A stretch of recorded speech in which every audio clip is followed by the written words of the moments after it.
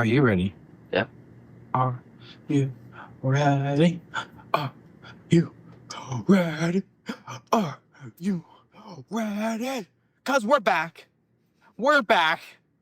We're freaking back. We're back. It's been so long. 7 days for you guys. Can you imagine this is somebody's first episode? I'm like, what are you talking about? I just got here. Yeah, literally. We If are, you know, you know. Yeah, if you're an OG, or even if you just listened to last week's episode. Yeah. We are so freaking back, guys. We are married. Married. And we came back a little more tanned. That's why I'm wearing all white. I'm orange. In the bathroom lighting, you look a little bit orange, and so do I. But in this lighting, you just look more tanned. For everybody who's on YouTube, can you tell? Can you tell? And if you're on YouTube, smash the like button. All right. What do we do? What's the? I don't even remember the podcast. How do we podcast? How do we do this? I don't even remember. Do you have stories? I think so. I've got stories. I've got 7 stories. I think I have 7 as well. What's our theme? You guys guessed it. Married life. Even though we've been married for like 3 weeks. Yeah. We have the best advice out there. Now we can finally talk on all the married stories. We are seasoned vets. I can be like, I don't treat my wife like that. We're husband and wife now. Husband and wife. Guys, we're going to be annoying as fuck. I hope you know that. Be prepared. Yeah. It's gonna... Keep the hate comments to yourself, okay? Be nice to us. Yeah, Congratulate us. Yeah, right. No longer my fiance. That took me like a year and a half to get used to. And then just gone like that. Right? Married. It was amazing. Let's just do like a quick 30-second recap. Sure. For all the OGs who are Sure. they want to get to the life updates. So you're 25 seconds left. Okay.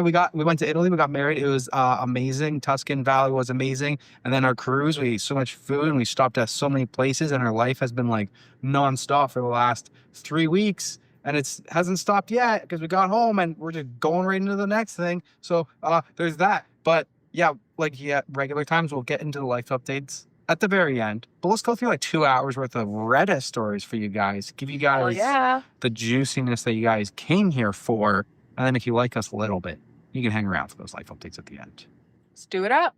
You're going to go first because you're my wife? Sure, husband. All right, wife. You do your thing, wife.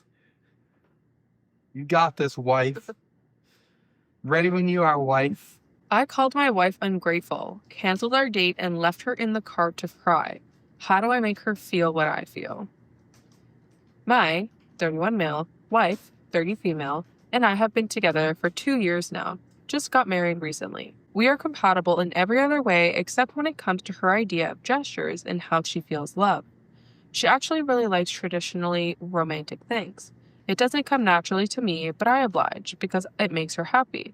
One of the things she wanted to do on one of our dinners together was for me to pick her up in my car, get her flowers, open the door for her, and other stuff she wanted me to do. We live in a very convenient spot from which we can get things delivered in under 5 to 7 minutes through the online app. I had forgotten to get flowers for her, so last minute I ordered it off the app. They were beautiful, and she said she is really happy about the gesture. I said, no worries, I can get you flowers every day. Somehow I ended up blurting out that I ordered it off the app. Her expression immediately changed, and she said she doesn't feel special anymore. Like it was as good as gifting her a bag of Doritos because no real effort went on my part. She angrily said she would have felt at least a little special had I placed an order directly from a florist. I had to research on the app first. But I ordered flowers from the same app she orders stuff on a whim when we run out, such as bread and milk.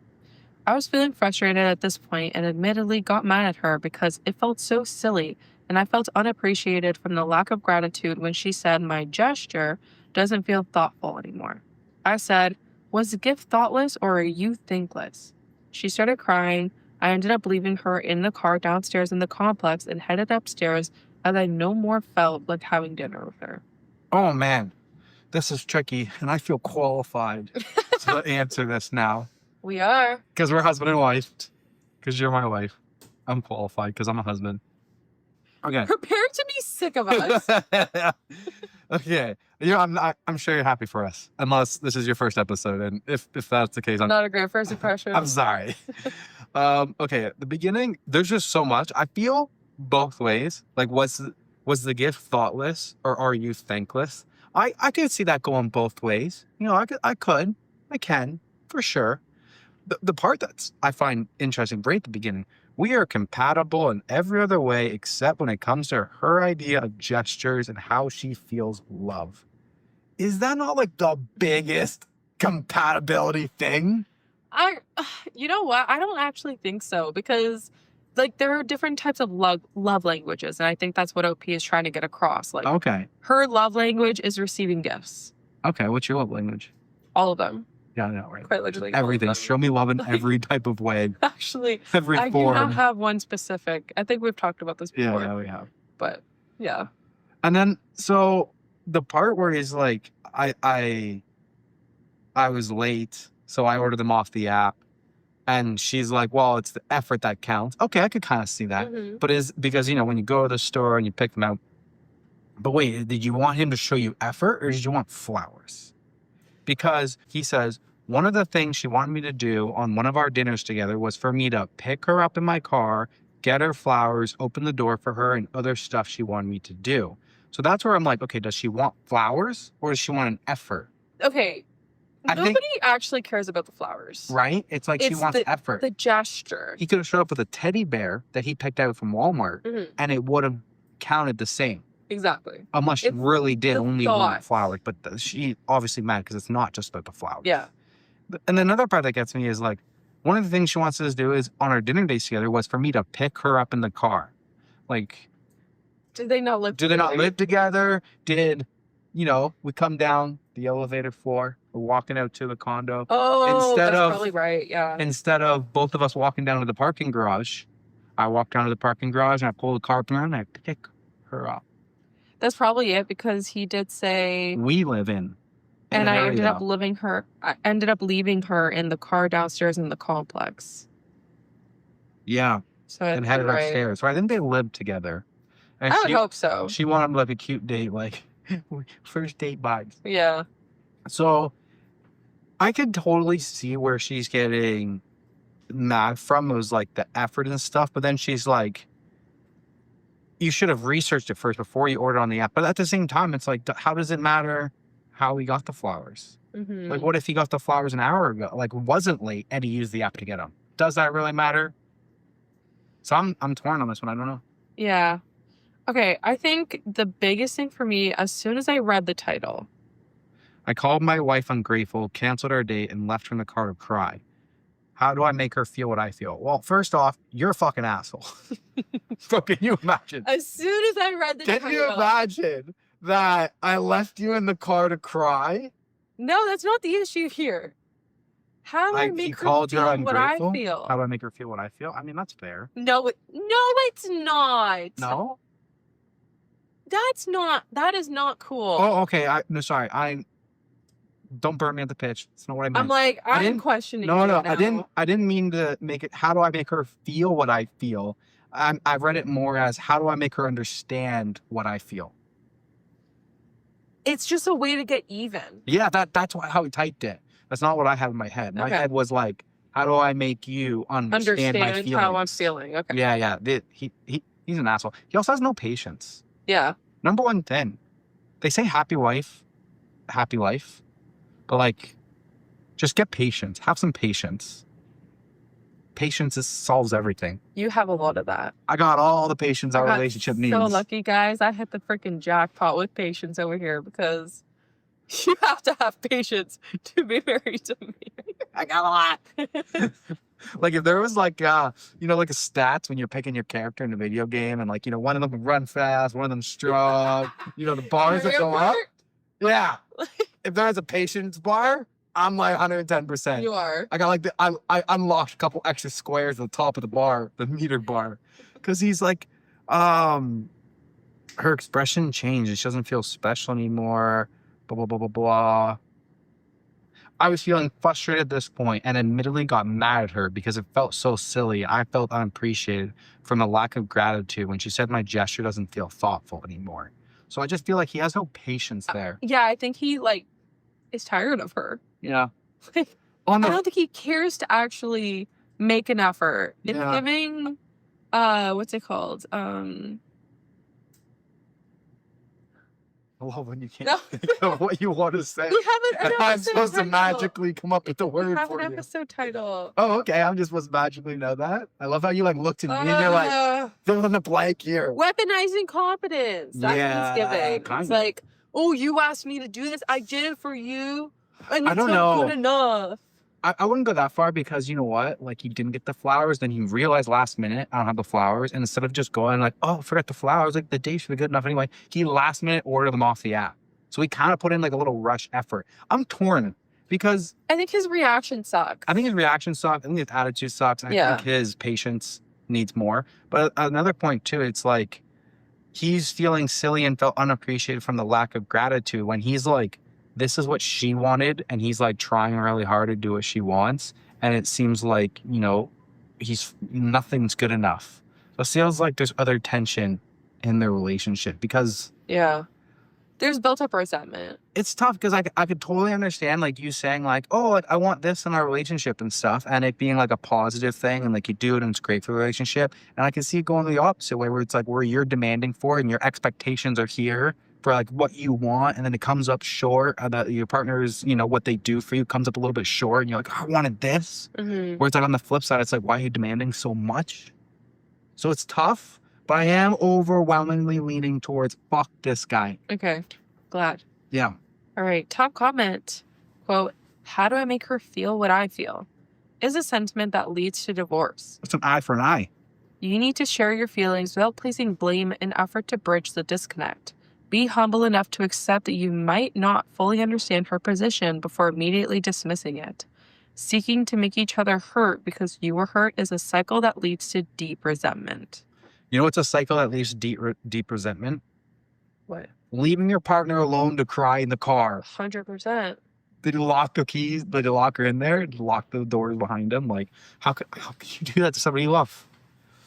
Agreed.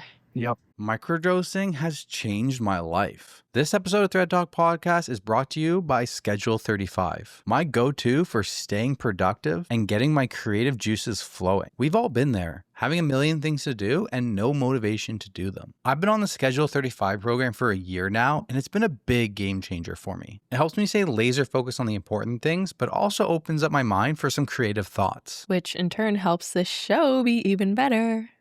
More enjoyment for you guys.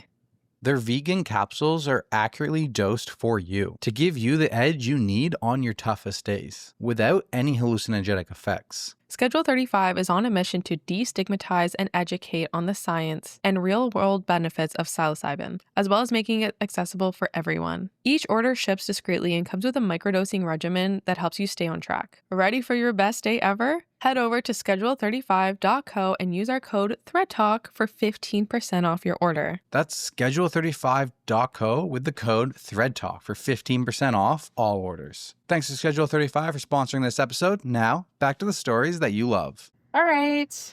Over to me. Over to you. Excellent. I'm going to read my next story from the perspective of being a husband. I love it. I fucking love it. Oh, you like that one? Yeah. My husband's funny. Oh, damn. Oh, that sounded odd. That was weird. Am I the asshole for judging the breakfast my husband makes for me? My husband and I had a baby around a month ago. Hubby is back at work and I'm on maternity leave. Lately, my husband is making me toast every morning as a little treat for me before he goes to work. And it's such a sweet gesture. All I've been craving post-pregnancy is peanut butter on toast. But the thing is, his toast, I can hardly call it that. He barely toasts it. The middle of the bread has only changed color very slightly, and the edges are still perfectly soft. It's warmed bread is what it is. Have you ever had slightly toasted toast? It's confusing. be bread or be toast. But if you try to be both, then you're neither. What? While I do appreciate that he's making me a meal, I know in my heart that it's the thought that counts. I just want actually toasted toast back in my life, especially as it's all I'm craving. I've mentioned it several times in the last week or so that I don't mind making my own toast, but he insists on making the toast for me before he goes to work. And I eat the barely toasted toast because I don't like food waste if I can avoid it. But then, because I've eaten the barely toasted toast, it's too much food for me if I make myself a second piece of actual toast after he's left. So I don't get the toast taste I'm really craving. God damn. Take a drink every time she says the word toast. So the other day, when he was going to put the bread in the toaster, I asked him if he wouldn't mind leaving the bread in there just a little bit longer this time. He asked me if I didn't like his toast. And I said, no, I love that you're making me toast. I just wouldn't mind it a little bit toastier. He got a bit annoyed and said that he gets up early to make me my toast every morning, and now he felt like I didn't appreciate his toast. I said I did appreciate his toast, but It's comical at this point. It's every other word. I would appreciate it more if it was actually toast. Maybe I should not put it like that. But he told me I could make my own toast if I didn't think he was up for the task of toasting. I said I would. I think this hurt him even more. I feel like we've always asked for and given feedback on dishes we cooked for one another previously, so I thought it'd be okay. Should I have kept eating the bad toast? And am I the asshole for bringing it up to him? God damn. You know, this reminds me of, before I get your answer, for all you Canadians, it's like when you go to Tim Hortons and you get like a bagel or an English muffin toasted and they have the setting off. And when it goes through the machine once, it's not toasted enough. And when it goes through the machine twice, it's burnt. Yeah. Tim's. That's what they're notorious for. They're notorious for having shitty bagels. Yeah. If you're Canadian, you know. Or if you're in like New York. we saw We saw one in Mallorca. Mallorca. Yeah. That was wild. There was a Tim's in Mallorca, guys. We didn't want to get off the bus. We were like, ah! That was crazy to see. Yeah. Oh, we should have tried it. All right. How do you feel about the toast situation? Okay, at first I was like, this is such a non-issue. But, okay, she was complaining a lot to us. But it doesn't sound like she was very rude in her request. It sounded like she put it very politely. Like, I appreciate you doing this so much for me. Mm-hmm. Is it okay if you can just dial it up a little bit? That's all you have to do is literally switch the dial a little bit from 4 to 5. Like every toaster has the dial setting, Yeah. right? Like what toaster would just have one setting? No. Yeah. All you got to do is change the setting. It seems like he got really defensive because I think he took it critically. Like it was a critique that he was toasting bread bad. How do you poorly. toast bread bad? She wasn't criticizing him more than she just wanted toast. Why She is just wanted it to be good. Like she when wanted I the try to make toastier? you She coffee. wanted the toastier. Oh, that's what I was thinking of. Yeah, when I try to make you coffee, and I didn't make it correctly because I put too much. I don't drink coffee, guys, so I don't know how to make it properly. No, one morning, Teresa, I 100% absolutely appreciated she made the coffee, but there's sometimes when you make things like that, there's a delicate balance. I agree. Especially with coffee, of the delicate balance of the right amount of cream for your preference. Because either you don't have enough cream and sugar and the coffee tastes bad, or you put too much in it, now it's too sweet. Yeah. Only you have that preference. There's no machine that's spitting out a double-double. So it's a very difficult thing to do. And I appreciate the day that Teresa tried to make me a coffee. Yeah. And when you told me it wasn't that good, you got to pour it down the drain. Okay, well I wasn't butthurt about it. right. That was It's not an attack on me. Yeah, and that was a funny one though, because normally I would have just drank it. If the coffee's a little bit too sweet, I would drink it. Mm-hmm. If it's a little bit not, add a little bit of sugar. It's salvageable. But there's a special K-cup one that it was a cappuccino in the K-cup. Oh yeah, that's what I do. Where you don't add anything to it from Tim's because it's not like a normal coffee bean one, and then you threw in a ton of creamer, and I just couldn't even drink it. So if you ever want to make me coffee though, in the future, I mean, you kind of stopped after that. You didn't have to stop. So in the I future, was discouraged. if you ever get up before me and you want to make me coffee, just make the coffee and don't add the creamer. Just like, put the cup in the machine, start the Okay. coffee, make sure you get the right ounce size for the cup, because some of our cups are different, 8, 10, 12 ounces. Yeah. Don't overfill the cup. I'm learning Even here, if you do, guys. it's no big deal. But just to make it's like turning the pot of coffee on, and just let the person add their amount of cream and sugar that they want to add. I see. All That's right. That's all you gotta do. Notes taken. I told Teresa, I was like, I appreciate the A+ effort of trying to put that together for me. That is so sweet. I appreciate you. Thank you so much. Yeah. I think, he was definitely overreacting. Like, it's not that hard. I feel like this is weaponized incompetence a little bit. I don't know. Why go through all that effort just not to be able to like make any adjustments and critique it? Right? You care about your partner enough to make her toast, but you don't care enough to like listen. Make it how she to say, like, likes. hey, I like it a little bit toastier. What happens if he toasts it and it goes black? Right? And she's like, hey, I just like it a little less toasted. Yeah. It's like, no, you're gonna eat it black. It's black or nothing. It's overburnt or nothing. Yeah. So, top comment. Your husband is being weird. I'm surprised you didn't tell him earlier. Not the asshole. And she says, well, I felt a bit bad because he's so sweet and he's trying to do me a favor. I just can't handle any more warmed bread. And Opie's name is Toasty Toastmaker. That was a cackle. Jesus. That is so fitting. Wow. That's funny. She's probably Canadian or from the UK or Australian, because they spelled it with a U favor. Second top comment. Toast no longer looks like a real word. Not the asshole. Toast needs to be toasted, but not barely warmed bread. I was reading it so many times. When you say a word so many times, you forget. Like, am I saying it right? It sounds weird. It sounds weird. That's what I was getting with toast. Also, do you guys want to know a fun fact about Teresa?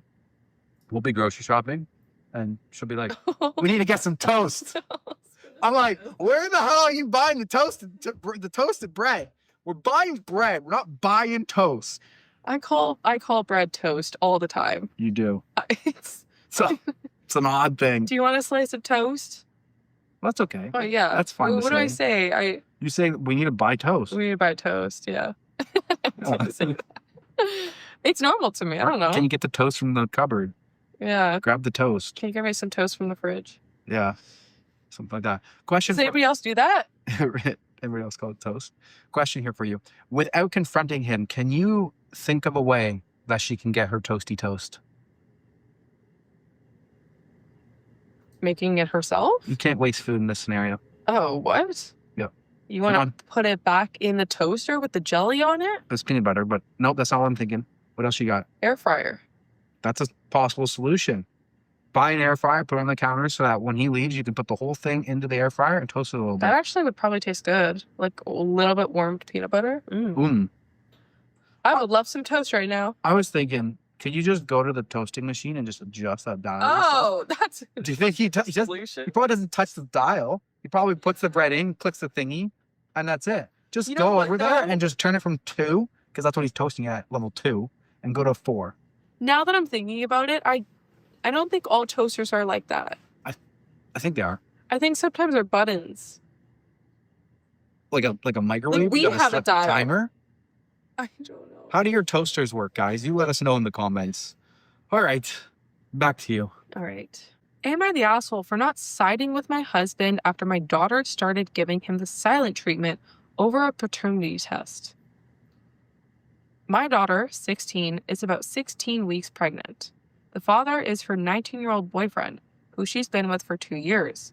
I wasn't on board with the relationship at first because of the age gap. She was just turning 14. He was already 17. It didn't sit right with me.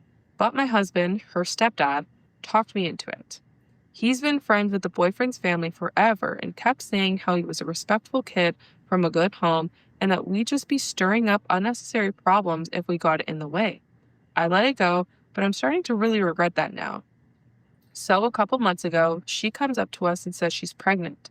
I was shocked, yeah, but I tried to stay calm. I told her we'd figure it out.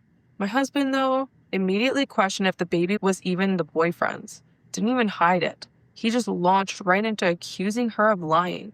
His reasoning was that they couldn't have done anything. That would have been illegal, and my daughter's boyfriend is not stupid enough to risk that, and his parents raised him better than that. When I pressed my husband by asking about what if they really did have sex, he simply replied, even if they did do it, he knows that her boyfriend would have used a condom because he's responsible.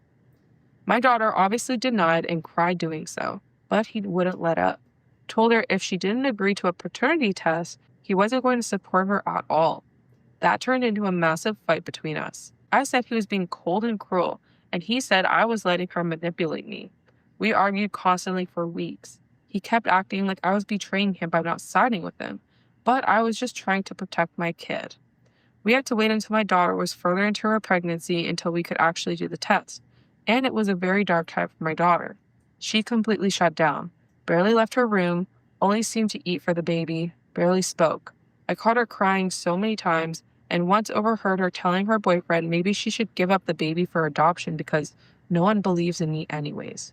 That wrecked me. Meanwhile, I've been doing everything I can to show her I do believe her. I've been taking her to appointments, checking in on her constantly, just trying to be steady, even when I don't have all the answers. I know I haven't been, but I've made sure she knows she's not alone. Her boyfriend and his family have all been supportive the whole time. No drama, no accusations. They said if the baby's his, they'd help with everything. And the boyfriend made it clear he wants to be involved and happily cooperated with the test. The test results finally came back, and yep, the baby's the boyfriend's, just like she said from the beginning. She didn't yell, didn't rub it in my husband's face. She just went quiet. And ever since, she's been completely distant from my husband. Bare minimum conversation, avoids him whenever she can. He says she's being disrespectful. I think she's just done trying. And then she asked me, actually begged me to let her stay with her dad, my ex, for a while. She was crying, saying she felt like she didn't belong in this house anymore and that she needed space. That one hurt, but I said yes. Her dad and his girlfriend have been amazing about it, honestly. They didn't hesitate. They told her she's always welcome and that they'll help however they can. They have gone out of their way to make her feel safe and wanted. I can't really be mad about her wanting to go over there right now. It's what she needs.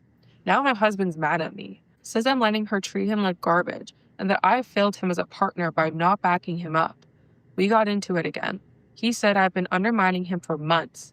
I told him that maybe if he hadn't treated her like a liar from day one, she wouldn't be shutting him out right now. That maybe he should try being a father instead of a prosecutor. He didn't like that. So now he's sulking and I'm tired. Am I the asshole? Jeez. This relationship sounds exhausting, but how do you just go on like the attack? It's like, buddy, you talked me into it. You said he's such a great guy. Can't do anything wrong. It's always always the girl's fault. He's a fucking what's the word, babe? I don't know, babe. What's that little church boy who's like the rising star? He's gonna be the next priest. Like he's the perfect guy. He's the star of the class. I don't know. I don't know. Whatever. He's so perfect. He can't make any mistakes. Yeah. Blah, blah, blah, blah, blah. But like, there's something wrong with this guy. Like, why is that your first line of thought? Yeah.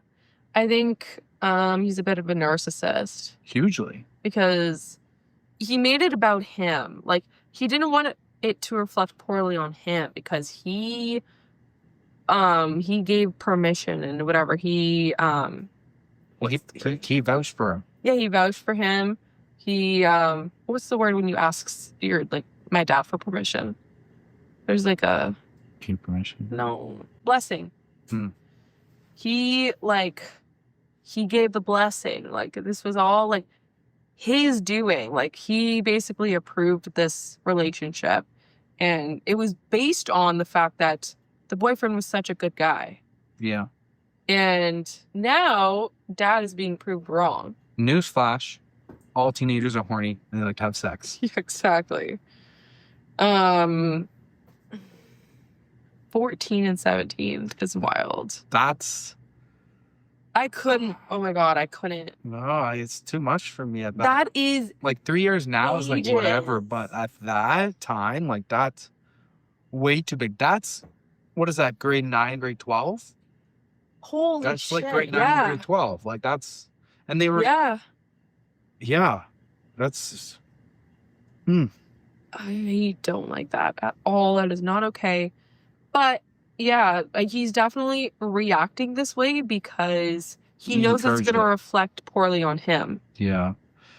The relationship sounds exhausting. Like he's been undermining me for months. How could you like sleep in the same bed with him when he's treating your daughter like that? I know. And it's not even his daughter. Yeah. He's a stepdad. Yeah. It does sound exhausting. You know. Usually, you know, like you have your partner's back, but when it comes to parenting, especially parenting, Step parent. co-parenting, yeah. Is co-parenting the word when that's not I think both so. of your biological? I think so. Yeah, if you're co-parenting together with somebody who's your partner, but it's not their biological kid, I think that also brings a different dynamic into the relationship because I don't know. I feel like at the end of the day, as much as you can say like you were her dad or whatever, like you weren't. You're not acting like a Like dad you're either. not. You're acting like an asshole. Yeah. Top comment. So you've allowed your husband to treat your daughter like this for months. He's an asshole, but you are too. If you're not careful, she's not going to want you in her life either. He chose his friend's family over your daughter. You're choosing to stay with him, even if it means she moves out. Not cool. Very not cool. You're the asshole. He didn't even choose his friend's family because his friend's family was like supportive of them. Right? He's Yeah. being an asshole by himself. Yeah, like what does he have to prove? Why was he so like headstrong about this? Yeah. I'm It's sad like for the daughter. I felt like it was like a maybe like in his eyes it was like a transactional thing, like a 1800s type of like your Weird. daughter marries your son marries my daughter or whatever. Like it seems like a business transaction. I don't know, for some reason, like Yeah. he probably, I don't know, maybe You were supposed to save him for marriage. I don't know. He would keep his dick in his pants. I know him. I vouch for him. He promised me he wouldn't do this. I know him. He would use condoms. So therefore, you cheated. Why don't you ask him? How could he be so naive? Why don't you ask a 17-year-old, hey, did you guys have unprotected sex? Right? Yeah, why didn't he go to him if you trusted him so much? You had to wait months for the paternity test. You couldn't just go right to the source. He's like, oh, there's this fair solid chance that it's my baby because I put my penis inside her and I came in her. Jesus, It's getting graphic. that's too graphic 18 plus. for our. Damn. All right. Move it on. You know, this kind of lacks What? patience. No, I don't think so. I don't think this has anything to do with patience, actually. All right, that's fair. I was like, wait, how does patience get in there? All right. Am I the asshole for walking out of the airport when I saw my husband's mom standing there with her luggage? Oh, no. Oh, no. I, I'm mad. female 30, don't have the best relationship with my husband's mom. Since day one, she tried to make remarks and compare me to her. She then tried to get on my good side and started overly praising everything I do and sometimes even copying me. Like that one time when she literally dyed her hair purple, just like mine, and when everyone pointed out how ridiculous she looked, she actually blamed me and accused me of trying to make a joke out of her. Okay. So, anyways, my husband and I took 2 weeks off of work to go visit some places out of the country. Tourism, in other words. Thing is, I was the one who saved up for and arranged for the trip. My husband was responsible for booking the tickets. My husband's mom wanted to come along and threw temper tantrums when I said no. What the? She called, texted, sent people to talk to me into letting her come. Even threatened to call the police and make some complaint up to get us to stay if she can't come. What? My husband said we should just take her, but I told him he was wrong to tell her about the trip in the first place. He gave me an ultimatum. Said he wouldn't go if she couldn't come. And I told him I'd gladly call his bluff, which made him take his words back and say, "Fine, I will tell her to stop it because we won't take her." Things got quieter, suspiciously quieter. The day of the trip came, and we got to the airport at 2 p.m. My husband was walking ahead of me and looking left and right like he was looking for someone. I asked him, but he didn't respond. He led me to the waiting area, and first thing I saw was his mom standing there with her luggage. I froze in my spot. I felt a cold wave washing over me, and I was fuming inside. She and my husband were hugging when I quietly turned around and started walking towards the exit. My husband followed me while shouting at me to stop. He tried to stop me, but I told him off the harshest way possible.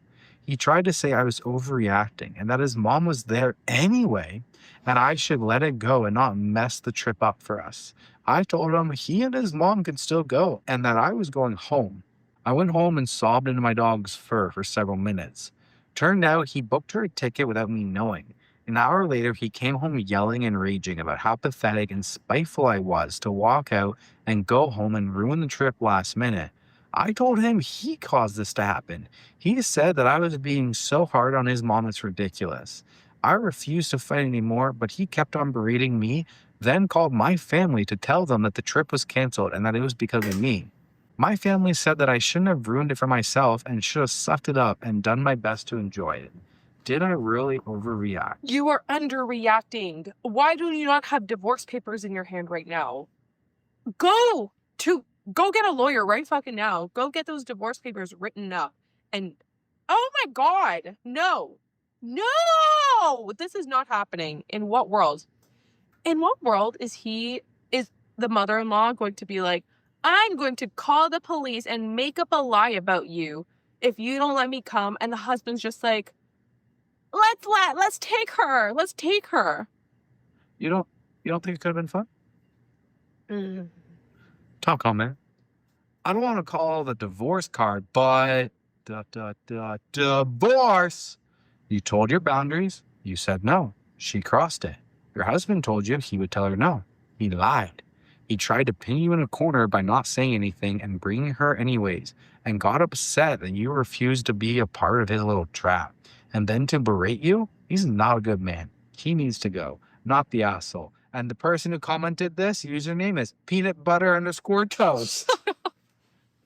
Not planned. No, I have no idea.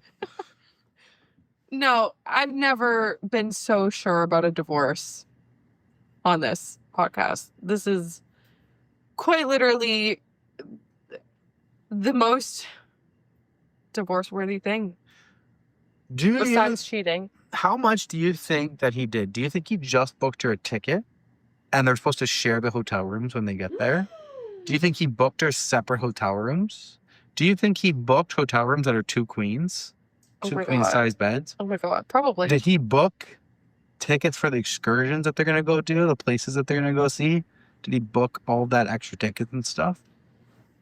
I don't know. That's actually crazy. I would probably want those answers if I was OP.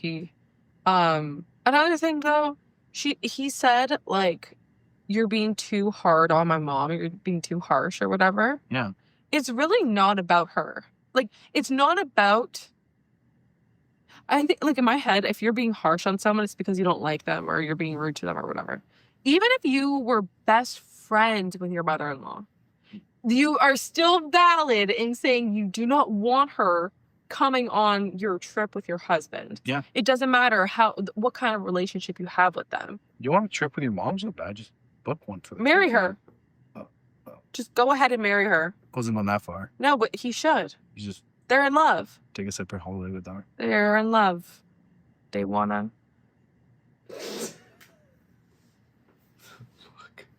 All right. She said enough. Moving on to the update. I don't know where to begin. It's an absolute nightmare recently. I feel like I was losing my sanity. So, for more details about my situation, I have to admit that my husband's mom favors him over all of his siblings. This affected his relationship with them and me as well. He's never seen an issue with how differently his mom treats him. It bothered me and made me feel uncomfortable. The whole dynamic made me feel uncomfortable. Going low contact has never been an option. Like, he has to see her or call her every day. Most of his siblings don't talk to him, and I 100% believe it's because of his mom's favoritism, like I said. He does bear some blame for not seeing how wrong this is till this day. In many instances, I found myself making excuses for his behavior, even in my post. I did it spontaneously, and I don't know why. But I guess it's because of how much I love him, because I really want to be able to work this type of things out without letting them affect our marriage. Regarding what happened with the trip, he tried to have a talk with me, and most of what he said came from a place of blame. Blame towards me. I just couldn't continue with this argument. I told him I needed space and that I would be going to stay with my sister for a while. He didn't take it well. He literally got up from the couch and opened the door, telling me to go right then. In that moment, seeing how he was still not even anywhere near understanding what he had just done made things perfectly clear to me. I just had pictured years and years of my life being lived like that, and I was like, no, I can't do it. Can't take any more of it, especially when he keeps focusing on being right every time. His mom can do no wrong. I'm always the aggressive, jealous, crazy, pathetic overreactor. All of these people's opinions, advice, and concerns were like a spark, like the wake-up call I really needed. Though I wish that it didn't get this far, but what's done is done. Right now, I'm staying with my sister. I brought my dog with me, and he sent me a message last night saying, I'm choosing to end what we had together, but I believe it's the other way around, especially with how he keeps making his mom the victim in this situation. It's become clear now that we keep going in circles with no end in reach, and I'm just so exhausted and overwhelmed.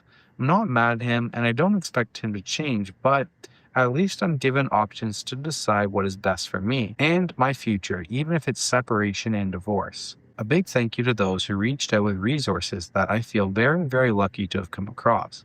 Just wanted to give you an update since many of you asked for it. Yeah, I mean, he's a goner.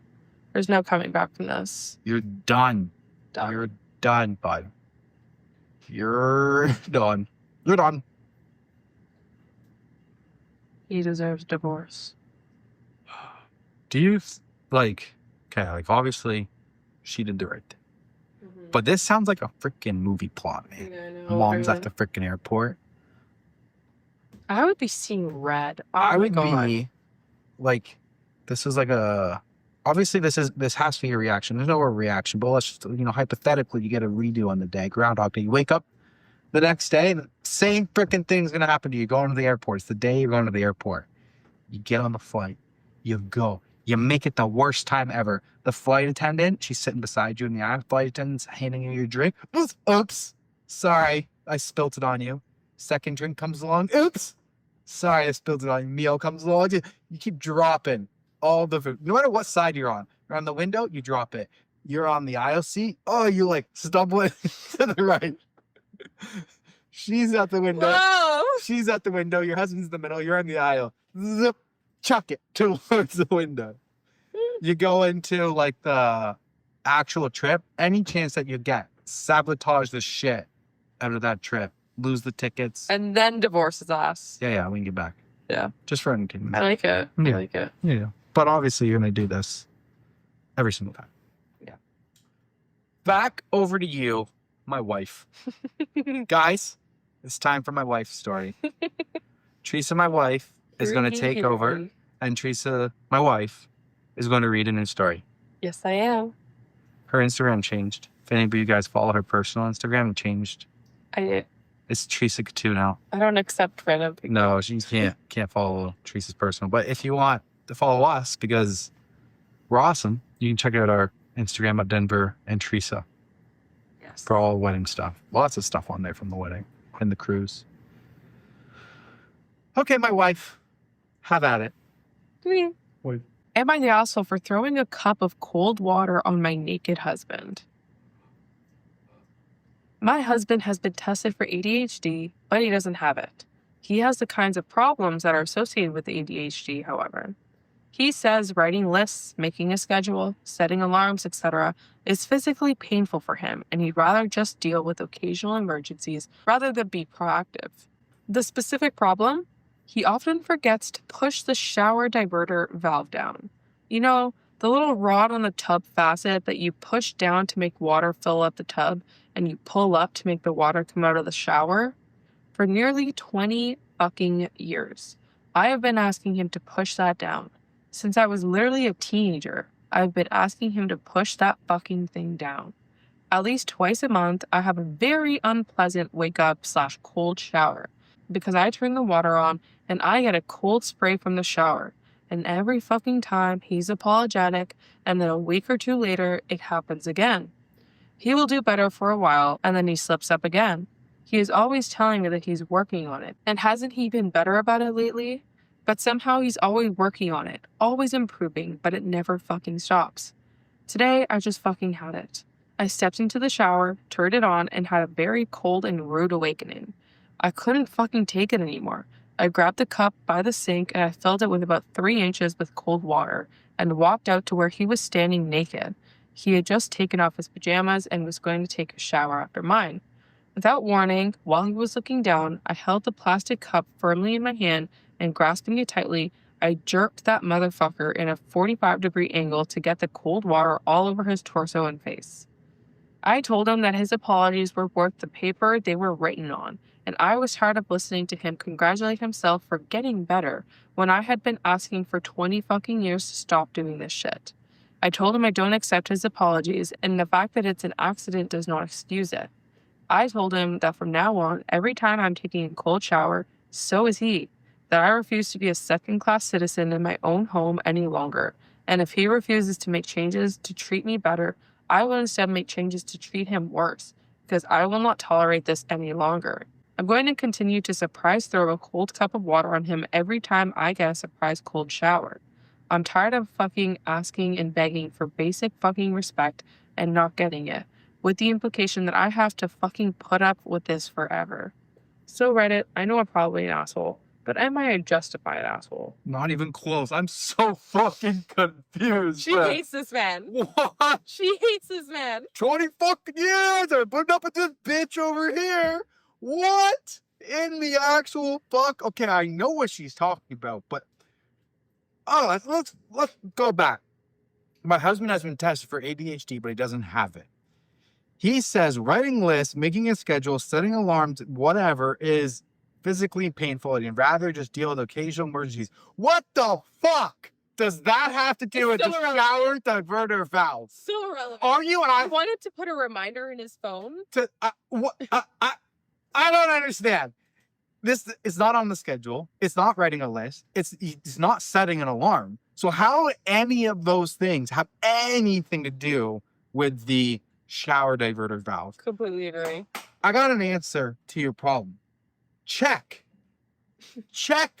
the fucking valve before you turn on the shower. I'm so tired of this. It happens all the time. Okay, if it happens all the time, you would remember to check. Do something. You want him to remember to put it down or whatever? Why don't you remember to check? Yeah. You know what you could also do? Start the shower before you get in there. Exactly. That's what I always do. Well, we do that because our diverter valve doesn't go down. It does. No, well, we don't put it down. We don't put it down, but it goes down. We don't do that because in our shower, it's like, since the day we moved in 4 years ago, the valve doesn't fully open and doesn't fully close.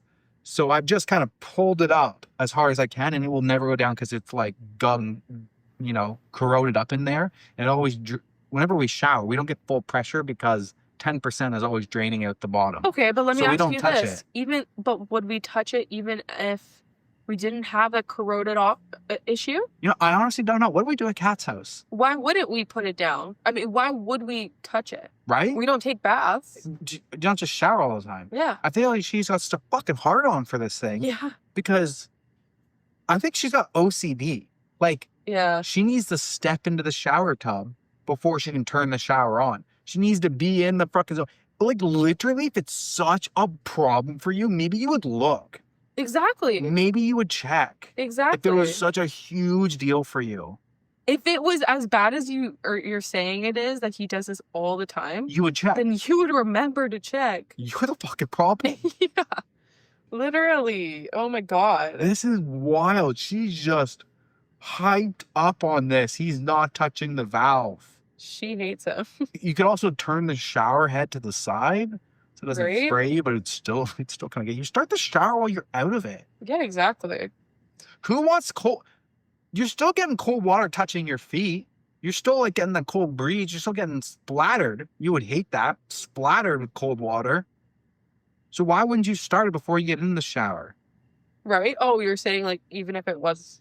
Even if it was down, It it's was gonna on? hit, then it's gonna go around the water. Yeah. If it was the bottom valve. It doesn't go just start warm. doesn't go 100% down. Yeah. You're like talking about avoiding the cold. Your feet's gonna get cold. Yeah. Why aren't you starting it?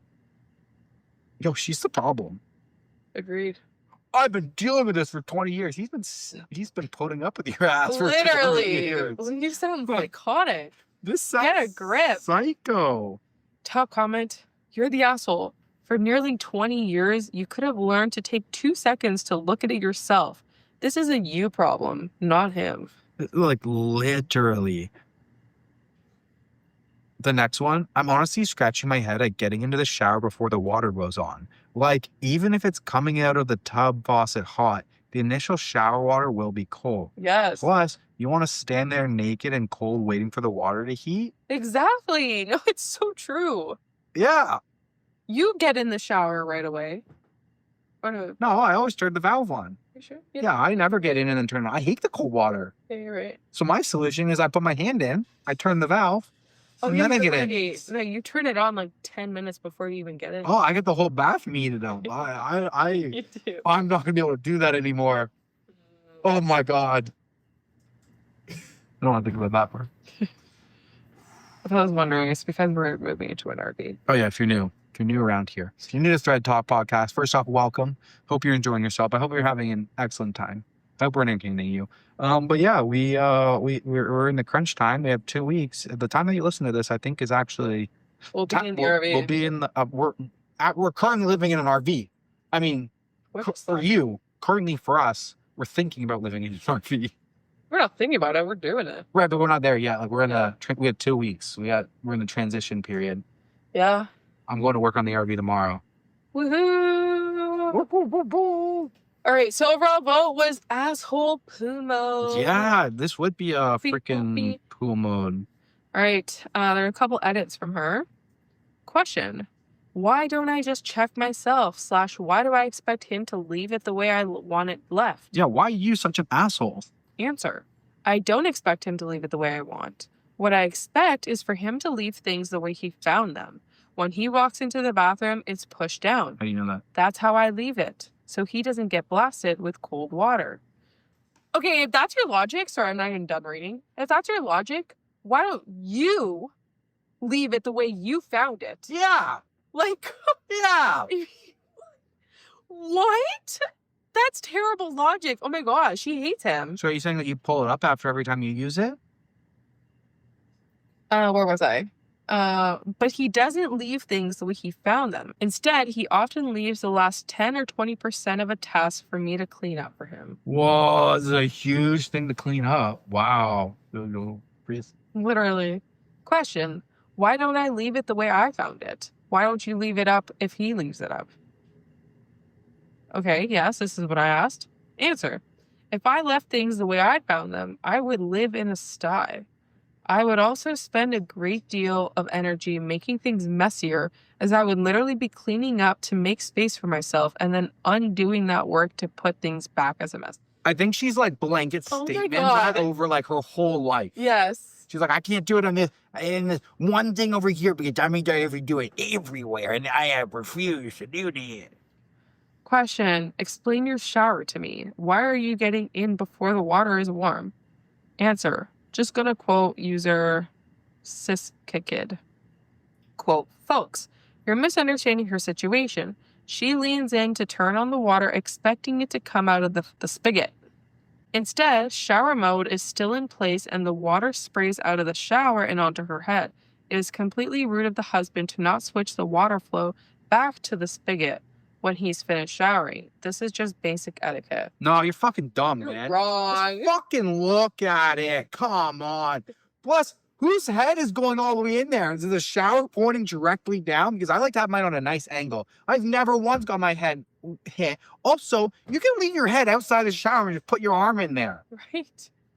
This is such a non-issue. This is such a non-issue. Like, you should divorce your ass. No, actually, he should divorce your ass because You know you how, are crazy. bro, you know how she should get woken up tomorrow morning? Next time I'm him, 20 years down the line, because this is clearly our future. Every Reddit story's going to be. What? Oh, yeah. So 20 years from now, you throw cold water on me when I'm naked. The next morning, you know what you have to look forward to?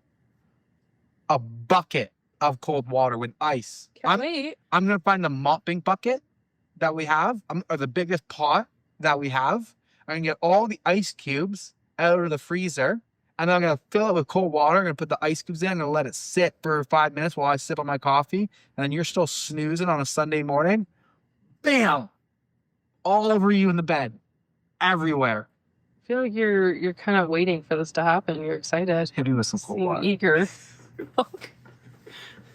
Do you hate me? No, I just got a lot of water thrown on me as a kid growing up.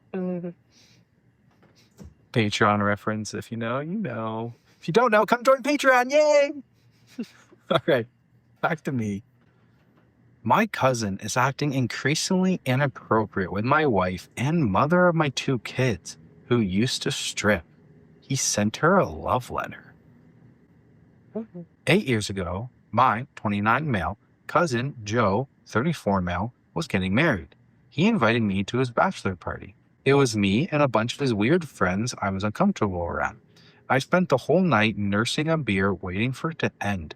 Towards the end of the night, his best man, whose name I can't even remember, had 2 strippers come. I hated the idea, so I continued to nurse the beer while the girls entertained them. A week later, while I was at the gym, a pretty girl I couldn't quite place comes up to me and starts making small talk. I asked how I know her, and she says she was the entertainment at the party I was at. I was surprised by how different she looked compared to that night. Long story short, I ended up asking her out. Her fake name is going to be Audrey, 28, female. Turns out Audrey had only been stripping for a few months. I believed her, but her friends confirmed it, and she ends up quitting a few weeks after we start dating. I was clearly uncomfortable with it, and she didn't really like it. She's never been ashamed of it, but we haven't told anyone in our family about it, and Joe kept his mouth shut because I asked him to. She's still friends with some girls who still strip, and I think that some of my friends put 2 and 2 together but haven't been rude or anything. Just make the usual I'm jealous jokes. Anyways, we've had 2 great kids, a son 5 and a daughter 3, and we've been thinking about having 1 or 2 more. Joe's always been super quiet around Audrey, probably because of how they met, until recently, after his divorce. He started complimenting my wife's physical appearance, like every time he sees her. I told him to lay off, but he hasn't so far. One incident in particular where he said something about kids not, quote, ruining her figure, really pissed me off, and I blew up on him and he apologized saying he was drunk. We were at a family barbecue. I calmed down and realized I wasn't going to beat his ass in front of my whole extended family and my kids. I told him not to talk about my wife again. This has really come to a head where he just sent my wife a love letter asking her to leave me and start a life with him. He sent a reply email just saying, no thank you. What do I do here? I love my family, I love my extended family, and I want her to be comfortable around them, and she can't with Joe being there. Audrey doesn't want me to tell my family he's making her uncomfortable because she's afraid Joe will let out the fact that she used to be a stripper. I told her I'd be okay with it, but she's pretty adamant on not wanting them to know. Another thing, Joe hasn't done anything that would require legal action. He's been acting like a teenager with a crush, and my wife admitted she doesn't feel like she's in any kind of danger. I told her that we need to watch him carefully, but I don't know if there is much we can do on this front. My wife has just been terrified that he's going to tell my family. I've been there for her the best I can. She's afraid that one day our kids could find out if the whole family learns. I would love advice on this whole horrible situation. Damn. Oh my gosh, that's really disgusting. He knows, though, the power that he has over them, and he's abusing it. Right. He's using it to his advantage, trying to make her feel uncomfortable because he knows that she won't say anything because it's been 8 years and obviously she won't. And OP's asked him to not say anything. Exactly. So. He knows it's a secret. Yeah. What a really shitty person this guy is. Yeah. Top comment. Do you think your family will be terribly upset if they find out your wife used to do some stripping to pay her way through college? I'd say pull a David Letterman and beat your cousin to the punch. You just have to convince your wife of that. Maybe start with 1 or 2 you definitely trust and go from there. I was going to say that. But obviously he has already pitched that to her. Like, he probably has reassured her, like, let's just tell them if she's not comfortable with it, which is totally fine. But I would say, like, as an outsider and as someone who wouldn't judge somebody like this, I think you should go ahead and just tell them. But obviously, like, there is a fear of judgment for something that is taboo. Yeah. Usually. So that's tough. It's tough. Yeah, there is like a lot of power of like owning up to something and not letting people like hold it over you, even though like you're embarrassed about it. Like, you make everything a lot more worse in your head sometimes. And sometimes it can go exactly how you thought it would. Exactly. And what you're afraid of. So yeah, is there a lot of power in it? But like, that doesn't mean you got to do it every single time. It's a tough thing to balance. But OP replies to that top comment and says, my family is really religious. They've always been the hate the sin, love the sinner kind of people. So I feel like they'd be kind. They're pretty accepting. I've talked to my wife without letting people know. She's dead set against it. What? He says they've always been the hate the sin, love the sinner kind of people. I hate what you did, but I still love you. Okay. I think that's what that expression means. Like, they can get past it? I think so. Okay. So there's an update that comes 2 days later. Yesterday, my wife and I decided to show my parents Joe's email love letter. We learned a lot of things. 1. Joe has apparently seduced another one of my cousin's wives, as well as his uncle's wife. Joe's uncle is only 5 years older than him. Both times he sent a love letter, and both times ignored them afterwards. I don't know why, but both of those couples are still together. All of them are religious, so maybe it has something to do with not wanting to get divorced. But never religious not to fucking fuck around in the first place. 2, the reason... What do you mean? They didn't do anything. It says... Joe sent them a love letter. I don't know. It says both times ignored them afterwards, not they ignored him. I don't know. And then it says, I don't know why, but both of those couples are still together. Like, both of those couples had some infidelity, and then Joe ignored them after he was done with them. That's how I read it. I don't know. 2, the reason Joe got a divorce was because he would not stop cheating on his wife. 3, Joe came to his parents and the older family members, who I will refer to as the old guard, and asked them for help after being caught with the cousin's wife, saying he was sorry and that he has a problem.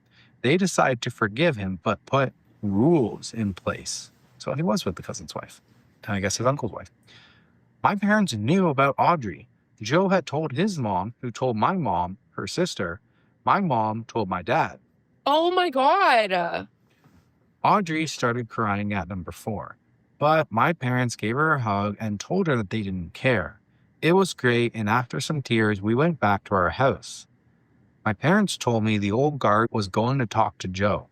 Apparently, Joe told everyone there about Audrey by trying to say that her being around set him back.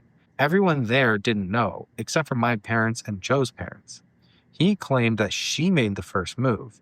He also said that he slept with her on Tuesday while I was at work. Oh my God. That was completely false, because I had been working from home a month ago. I was at home all day with my wife. Just to be clear, there's no way she has been having an affair with him. I think the longest we've been apart this month has been for an hour when she went to go get groceries, and he claimed Tuesday was the first time. dude, there's no way we would have believed him anyways. You don't Right? have to prove that to us. Yeah, man, we got He's you. like, no, she's not sleeping with him. Don't worry. Don't come at me. Dude, we're on your side. We got you, bro. The fallout has been horrible. Apparently, I was already the black sheep because my family doesn't go to church. We've received various messages denouncing us. The worst being from the parents of Lisa. Lisa was like a sister to me. Her parents moved in with mine and we lived together. Lisa turned 17 recently and her parents aren't allowing her to be at our house anymore because she used to come over all the time. My wife is crushed. I've been holding her as much as I can, and I know her kids are making her feel better, but she told me that her worst nightmare came true. She still thinks going to my parents was the right idea though. My parents are still supporting us. The younger group who aren't living with their parents won't cut us out. I've pretty much written off the rest of the family. I'll try to have my parents explain that she has nothing to do with Joe, but if they don't listen, then they don't listen. Lisa also doesn't believe it, but besides a text saying that she doesn't want to stop being around us, we haven't heard from her. I mean, honestly, I feel like this is probably for the best. Now it's like not gonna eat away at you anymore, and you're not gonna. He has no more power over you. Right? Exactly. The truth is out. There's nothing he can use against you anymore. And there's nothing that you need to like worry about in the future. Even though this like was like a little bit of a distant situation, it's like the anxiety that she felt from like the truth getting out and stuff. Like I read one time is like don't lie. Like biggest life hack would be don't lie. Like the best thing that you can do for your mental health is not to lie, because when you start lying, you start wondering when you're going to get found out. You steal something, you lie to somebody, you deceive someone in your life that you still have to interact with. Every single time they open their mouth, you are like, did they know? Do they know? Did they find out? Am I caught? So she's kind of going through that similar thing where she had this secret that she didn't want to get out and stuff. But now that it's out, now that there's nothing else out there, you don't have that like anxiety built up for that similar situation where before she was like just dreading it coming out. So there's like power of you like owning it. I feel like that also like carries over into like your other life. Like don't be deceitful, because then you're like, you mentally fuck yourself when you're like, am I getting caught? Am I getting found out? So once I read that, I was like, yeah. Whenever I did lie when I was a teenager or kid, I was like, man, like it creates that like panic inside of you of like when you're gonna get caught out.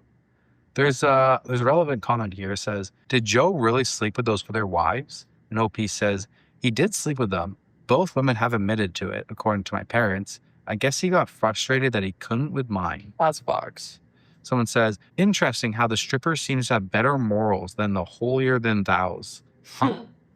I'm really sad for your sweet wife. What a grade A sack of donkey shit like Joe happened to her. But incredibly glad that she has you in her corner. Yeah.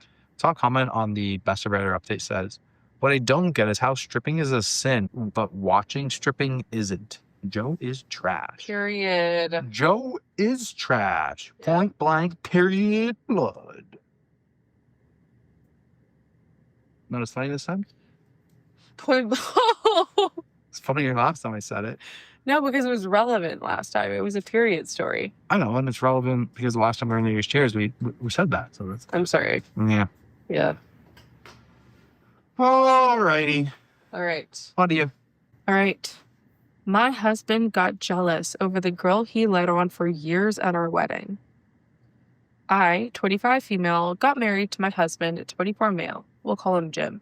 A week ago after dating for 2.5 years. Jim has a friend called Misha, 22 female, who was invited to the wedding. He and Misha have known each other since high school and were close friends, and Misha had a very obvious crush on Jim, from what he and others who know them have told me. Jim told me this after I met Misha for the first time and confessed that he leaned into her crush and led her on throughout their high school years and for a little while after, before we got together because he was struggling with his mental health and he really liked her attention. He seemed genuinely guilty about all that because he thought Misha was a nice girl and a good friend, and because he showed guilt, I didn't feel the need to bring it up or argue about it despite thinking it was a shitty thing to do. Plus, Misha is a nice girl who has never overstepped boundaries and has been nothing but kind and friendly towards me, and I now consider her a friend too. Misha moved away to the city last year and has done really well for herself and has a long-term boyfriend who none of us has met yet. So when it came to sending wedding invites, I told her she was welcome to bring him as her +1. The first red flag came when Jim was weirdly resistant to the idea of Misha bringing her boyfriend, but he excused it on being concerned about the number of guests we invited, and the matter was dropped. When the wedding day came, Misha showed up in this beautiful dress, nothing inappropriate for a wedding, and with her boyfriend on her arm, who I'll admit is a very handsome guy. Think Kit Harington type. She's also lost weight and has a haircut that suits her better, and I thought she looked great. We also found out throughout the night that her boyfriend is very successful and earns more than practically anyone else who attended. Throughout the reception, I noticed Jim glaring at Misha and her boyfriend the whole time, and he was really cold and short towards her when she came over to congratulate us and give us a gift. He was also straight up kind of rude to her boyfriend when Misha introduced us to him. When his mom, who's always known and liked Misha, mentioned that she was glad Misha found a great guy and praised her boyfriend for being so nice, Jim snapped that, quote, at least she won't be desperate and hung up on me for the rest of her life, which I thought was cruel and uncalled for, but I didn't challenge him because I didn't want to argue at my wedding, despite the fact that he frankly sounded bitter. The whole thing has left an awful taste in my mouth, and I can't help but think that Jim got jealous that Misha has found a guy who's honestly quite a catch, who she's clearly very in love with and is now completely over Jim. That's a sticky situation. That's a red flag. Why do you want to invite her to a wedding in the first place? Literally hours after you get married, That's icky. I'm so happy we had a small wedding. You find out that your husband is hung up on another girl. Awesome. It's great. What It's a is it? great time to find out. Start this marriage off on the right foot. Who's there? Divorce. Nope. Wrong. Who's there? Annulment.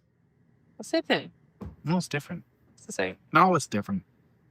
All right, some relevant comments. It's giving bitter. Can't imagine how that must have been for you. Says a lot about his character, TBH. Okay, reply. It felt a lot like watching a kid get upset at another kid for playing with a toy they personally never wanted to play with in the first place, if that makes any sense. Absolutely. That makes 100% sense in an adult form. There's a half update that says, after getting some personal messages from people, I decided to go through his phone while he was napping after work, and needless to say, this marriage is over. I'll post a real update when I've sorted everything out. Bet you he was cheating with somebody else. If you get jealous like that over somebody who's like trying to like come at after you and stuff like that, and you just had fun like leading them on, like you're a shitty person. You're probably doing other shitty things. Agreed. So the update comes 8 days later. Pretty much the day after my original post, I got some PMs from people suggesting that I go through my husband Jim's phone to see if he and Misha were truly just friends before this, and that nothing romantic happened between them that would explain his reaction at the wedding. He always takes a 45-minute nap after work, and so I used that as my opportunity to swipe his phone from where it was charging on his desk so that I could look through it. What is he, 57? I've seen him put in his passcode a ton of times, so that wasn't an issue. What do you mean you've seen him? What do you mean? What do you mean you've seen him put in his passcode a ton of times, so that was an issue? Like, oh, I was easy to like able to hack it because I secretly used his passcode. No, you said me like openly sharing phones. You Red should flag. have the Face ID. Yeah. What is going on here? Yeah. I didn't find anything in his text with her, but I know that Jim goes on Instagram a lot, so I checked there too. The immediate red flag was that he used an app lock that required a passcode to access Instagram, but the dumbass used the same passcode that he uses to unlock his phone, so I got into that right away. It's his birth year. Go figure. Dumb ass. Oh my god. But like you would have to think, like if you're a stupid enough person to like fuck around with your relationship and not be serious and like do other kinds of shit, it's pretty. It tracks. It tracks. It's likely. It's likely that you're gonna use the same password. Yeah. And what would you know? I go to his messages with Misha and find messages from him the morning after our wedding, telling her how beautiful she'd looked that night, how much he'd missed her, how he felt that her boyfriend being there spoiled his opportunity to catch up with her, and that he was desperate to meet up with her. Misha never replied to these messages, and he sent some more to her later that day. I won't get into what he said because they were very personal insults that were frankly just gross. But just think about the kind of stuff that you would read on the Nice Guys subreddit. Misha left him on read, and when I clicked on her account, it appears that she blocked him. I scrolled through their messages quite far back, and I believe nothing romantic has happened between them. So when he's like, oh, I want to catch up with you, and she just doesn't reply, then it's just into the insults. Yeah. I wish that was all, but looking into his other conversations on Instagram, I found that he's been messaging other girls on there. These seemed like aspiring Instagram model types from our area. Most of these conversations were just him shooting his shot and getting left on read, but others had evolved into flirting, and 2 of them resulted in sexting. And the most embarrassing part of all, the nudes he was sending to these women weren't even of him. I know what his body looks like, and he doesn't have chiseled abs and isn't that well endowed. Endowed? How do you? No, that was good. I think he must have found a man's profile on some adult website and used those pictures, just cropping the face out. These 2 conversations happened in the past 6 months. Oh my God, it's pathetic. I ended up texting his mom and his brother from my phone, asking them to come and pick him up from the apartment, and then I went to wake him up. I told him that I knew about the girls he was messaging on Instagram and that he needed to pack a bag and get the hell out before I started throwing his stuff out on the street and causing a scene. He started crying and begging me not to kick him out and swore that they were just messages and that he would never actually cheat on me. But I don't believe him for a second. That is true. That is cheating. Yep. Then he had the nerve to tell me that he didn't want me to tell anybody else about what he'd done, but I had left the room and started ignoring him at that point. He left with his mom and brother and is staying there from what I know. I've blocked him on everything, and for the time being, until I'm ready to tell him that I'm seeking an annulment. Thankfully, where I'm from, you can get one almost no questions asked, as long as you haven't been married for longer than 30 days, and I've already looked into the process. I called it annulment. I haven't really left my apartment at all this week, and I've been calling in sick to work because I don't feel like I can face people. I'm just so embarrassed that I've wasted over 2 years on this man, and that I married him in the first place. I don't know if I can even talk to people about this, so posting here has helped, and I'd like to thank you all for your kind words and advice and support. I might reach out to Misha when the dust has settled, but I think I'll need to build up some courage for that. Man, I feel from her, like, I would imagine that she's feeling a lot of embarrassment for, like, work. Like, can you imagine you having to go back to work today and we just got an annulment? Like, you're hyping up your wedding for a year, whatever, planning it and everything. And then you have to go back to work and being like, Actually, my husband was a sleazy asshole. Ooh, yeah. That's rough. Yeah, that is. There's an update comes 4 months later. Hello, everyone. I just thought I'd give an update to my situation since I still get messages of support on here every week or so. You'll be glad to hear that I was able to get an annulment and didn't have to go through a messy divorce with Jim. I struck an agreement with him that I wouldn't tell a soul about his cheating or what happened with Misha, and would leave him alone forever if he agreed to the annulment and got it over quickly. I did end up sticking my end of the bargain, but it ended up not mattering because it turns out his brother is quite the gossip and let the cat out of the bag over Christmas after getting into an argument with Jim while drunk. A lot of Jim's family were pissed and asked for the money they contributed to his half of the wedding fund back, and some of our mutual friends have cut contact with him. A couple of our friends plastered everything on Facebook and humiliated him. It was interesting to watch the back and forth between them and Jim, honestly. I lived in our apartment and covered the rent on my own while he lived at his parents' until the lease ended back in January, and I'm now living with my dad, and I plan to stay here for a while and take things easy.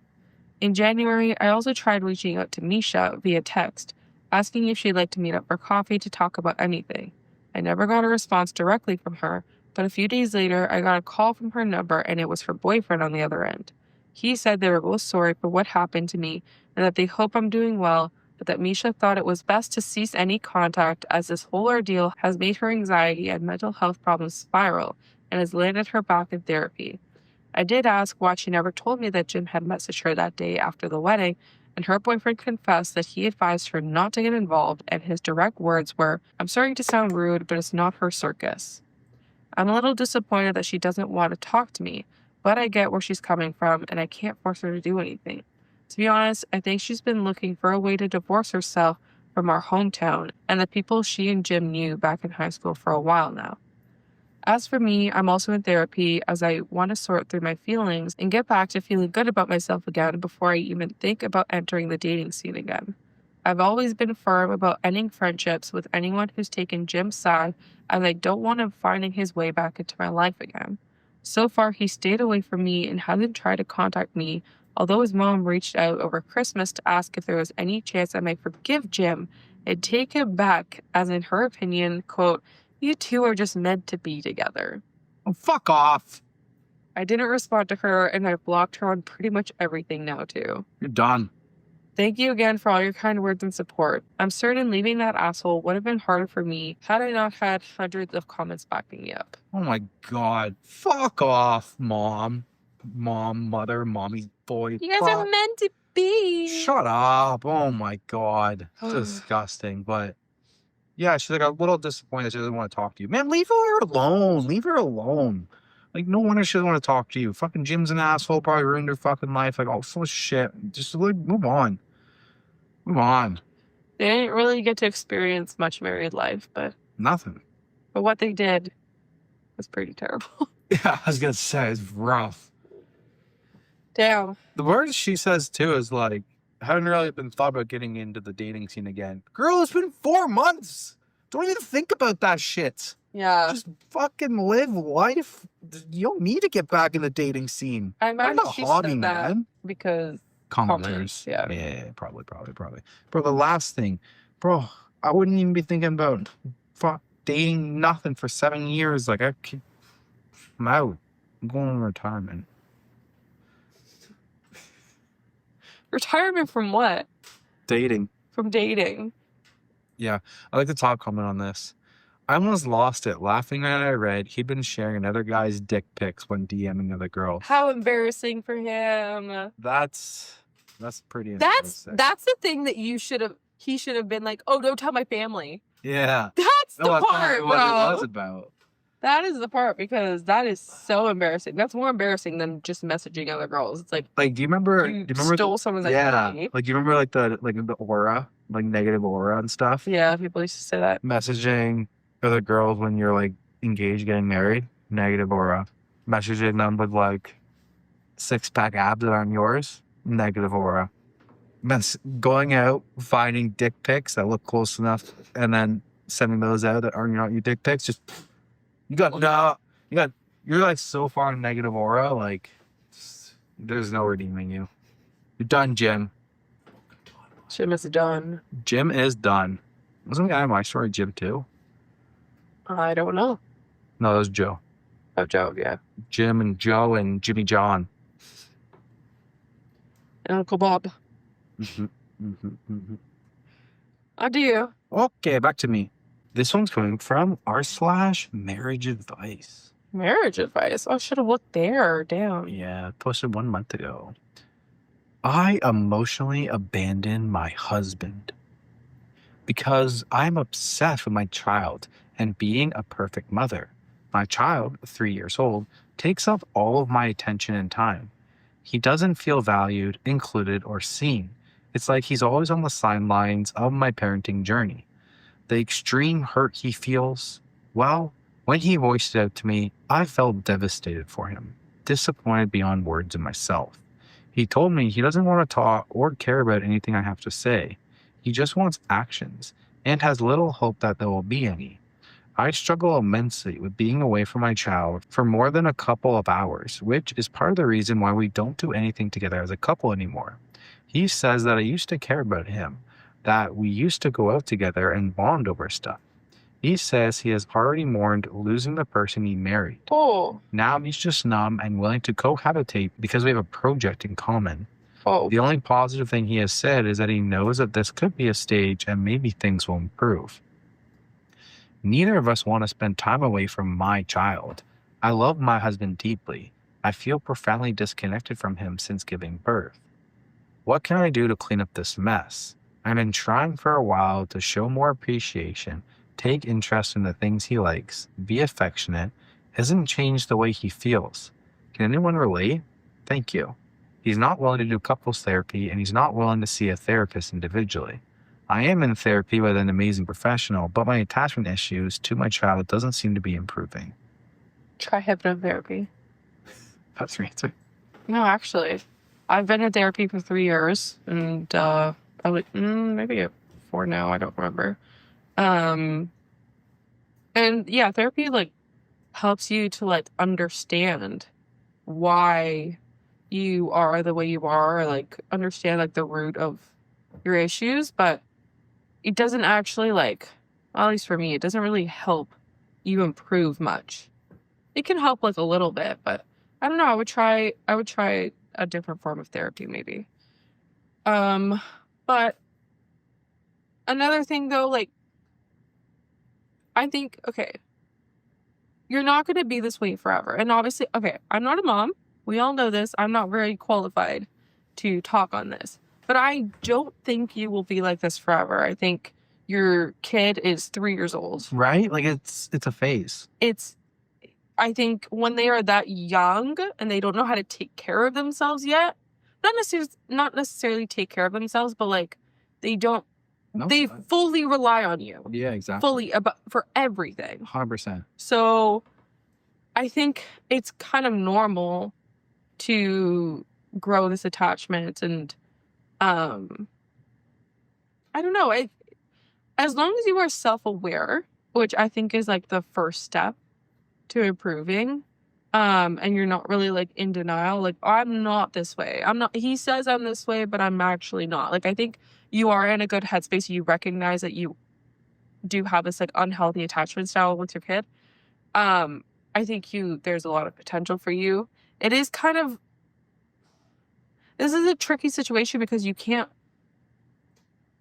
like, your husband has been going through this for 3 years. So for him, it's like, how much longer can I take of this? Right? I see both sides. It's like, it's never going to get better from his side. But for her, like, from an outsider, I think it can get better. It's... That's a kid can be self-sufficient. Yeah, I don't know. It is also kind of sad that he's just, like, given up. We have a project in common. That's really harsh. I do find it interesting that he says that he has already mourned losing the person he married. Now he's just numb and willing to cohabitate. But he's not willing to do couples therapy. Right? Yeah. Did you not make a commitment to your wife for better or for worse? Like, obviously, this is a worse time. Like, she's a little bit, like, she's taking care of your child. And, like, is she having some... I feel like there's more that you could do as a husband. Yeah. To try to, like, bridge that gap. Whether he's it's just therapy putting or something. all the blame on her. And it sounds like he's, like, kind of, like, let go. Where it's, like, she was, like, taking over or parenting the child. Yeah. If it was really 50-50, if he was really there doing a lot of like kid stuff, would she be as obsessed? Yeah. Is she pushing you out of the way? No, let me do this. No, let me do that. Like, how much is he really like trying to be there? Yeah. How present is he? Because I don't know, but I would question, like, if you are actually present, being a present parent and not just working the 9 to 5, coming home and she's doing stuff and she's happy. But if you were like actively engaging, can't you guys bond over both being obsessed with your kid? Mm-hmm. Yeah. It sounds like he comes home and like she's taking care of the kid and he goes in the other room and like does stuff and he's like, why don't you love me anymore? He doesn't like join her and like watches the kid play or help. I don't know. You know what I mean? Like, like, how can you feel so distant when you literally have a joint project that you could be doing together? But it sounds like you just live in the same household. Like, I don't know. Yeah, they're just cohabitating, like they said. But it sounds like you're just choosing to live with them. Yeah. That's really and sad. You're not really being a dad. So I don't know. That's why I'm like, how much is that? This is actually like a big fear of mine. Like, okay. Well, it's like one of the reasons I don't want to have kids. First of all, I feel like I don't really trust myself. Like, on either end. I feel like I would resent you if you Love lost this child interest in me. more than you. Yes. Yeah. And vice versa. I do feel like I would also, because I don't know, I see it with the cats too. Like I worry too much about like you do worry. health and stuff, and I feel like I would get too involved and too attached. And then I wouldn't want that to affect our relationship. Like I value our relationship too much to want to change anything. Right? Like kids are like the biggest change that can Yeah, happen. exactly. You didn't like changing your car. Yeah. Talk comment. You keep saying my child. Shouldn't it be our child? Mm-hmm. She did say that. She's like, neither of us want to spend time away from my child. Yeah. Our child. Yeah. You're a little selfish at heart, maybe. Or currently. So, there is an update. My husband said something that broke my heart. I asked him how he was feeling in the relationship, and we had a long talk where he said some things that were very hard to hear. But the one thing that for some reason broke my heart entirely was his admission to me that looking back, he wishes he had accomplished more in life. But it's too late now. He just seemed so worn down. I have been crying almost nonstop about it since then. I told him that I always knew that he had an incredible amount of potential in several areas. And he's not unsuccessful in any way. It's just not exceptional. It just made me so sad. I'm a mess. I want to hug the young man I met many years ago and tell him that anything is possible. He doesn't deserve to be miserable. Life is short, so seize the day. And that I'm sorry if I burdened him or tied him down in any way. I am sorry too that he was naive enough to sacrifice his dreams and his time to share his life with someone who could not fulfill his emotional needs because of my own stunted emotional growth. I just feel very, very guilty for dragging him down with my own personal turmoil. I don't know, man. I'm not liking this. I don't blame her. I don't blame her at all. I feel like He he's kind of sounds- depressed. It sounds like he withdrew himself from his family and then blames her for taking care of their son. Why does being in a marriage stop? Him from accomplishing what he wants to accomplish Exactly. in life. I'm not understanding this. That sounds like he's going down depression a bit, or like a pity party, like a poor me attitude. Like I They're- feel you're like ver- he needs ver- someone to blame, and he's like he didn't take the steps to reach that potential that he has, quote unquote, it's not her fault. and he's blaming her. Yeah. That is not fair, and she's falling for it. This is like she feels so poorly. She feels bad. Yeah. The I don't like- comment on this says, it's never too late to make a change. Ask him what he wants his life to look like in 20 years and make a plan to get there. Sometimes it can be overwhelming, but with a supportive partner, it can help goals and aspirations be met. In 20 years' time, he will regret not starting now, or maybe he just needed to vent. Hope he feels better soon. Like, they're raising a 3-year-old. Like, he can't even, you got to be like 30s or 40s. Like, you still got half your life ahead of you. Yeah. Make it happen. Yeah. That's the tough part of life. It's never too late. Agreed. Never too late to start any dreams. I went back to school. How are you? An astronaut. Interesting. Actually, I don't know if I'd ever want to leave. Like, astronauts, it's cool in movies and stuff. Do I really want to risk my life to the vacuum of space? Is Nah. it really risking your life? Is it that dangerous? Yeah, I think so. Oh. I didn't know it was dangerous. Don't they have that shit figured out already? I don't think so. No, Oh. don't think so. Why are people paying $250,000 to go up into space? For a It was a thrill. luxury. It's like a thrill. The people were paying $250,000 to go see the Titanic until the thing imploded. What? Do you remember Ocean Gate? The people that went down with the submarine to go see Oh. the Titanic? Was it to go see the Titanic? Yeah. And then there was like Oh. a search for a week. Like, we think they Yeah, I might remember be that. alive in the sub down there. No, the thing imploded. Yeah. So much pressure just popped like a pop can. Yeah. I mean, you step on an empty pop can and crush it down to size. That's what happened to them. vaporized Jesus. instantly. Jesus. Yeah, it's fucked up. All right. That shit surfaced on my TikTok again recently, but How did it? yeah, back to you. Am I the asshole for threatening to divorce my husband over MrBeast? MrBeast. Oh my, what's this gonna be? I, 24 female, am seriously at my wit's end. My husband, male 26, is partially deaf from DJing in his teens/early 20s, so he needs things louder to hear them. But what I don't get is why that has to mean I'm involuntarily listening to MrBeast yelling about burying himself alive or giving away $10,000 to strangers at 9 a.m. on a Sunday. He watches MrBeast videos on his phone at like 95 to 100% volume. Not even joking. He'll put a video on while he's in the shower, phone just blasting on the bathroom counter, and I can hear it clearly from 2 floors down. And it's always MrBeast. Not different YouTubers, just him. Constantly. Same loud vibe, same chaotic energy every day. I've asked him to wear headphones. He, quote, doesn't like them. I suggested subtitles. He doesn't want to read while relaxing. I even bought a small Bluetooth speaker, thinking maybe it'd help if the sound was directional or just a bit better quality. Nope. Says he prefers it from the phone speaker. After the 3rd time this week, I got woken up by, "Last to leave the circle wins $500,000. Echoing from the damn walls. I kind of snapped and said, half joking, if I hear one more MrBeast video at full volume, I'm filing for divorce. Now he's sulking, saying I don't respect his hobbies or his hearing issues. But honestly, it's not just the volume, it's the content. I think it's childish. He's almost 30. Why is a grown man obsessed with videos made for 14-year-olds with zero attention span? I love him, but I just want peace and quiet in my home. I'm tired of feeling like I live inside a YouTube thumbnail. Am I the asshole?" Yes and no. Like halfway there. Like you're not the asshole at the beginning. Like, okay, buddy, you want to listen?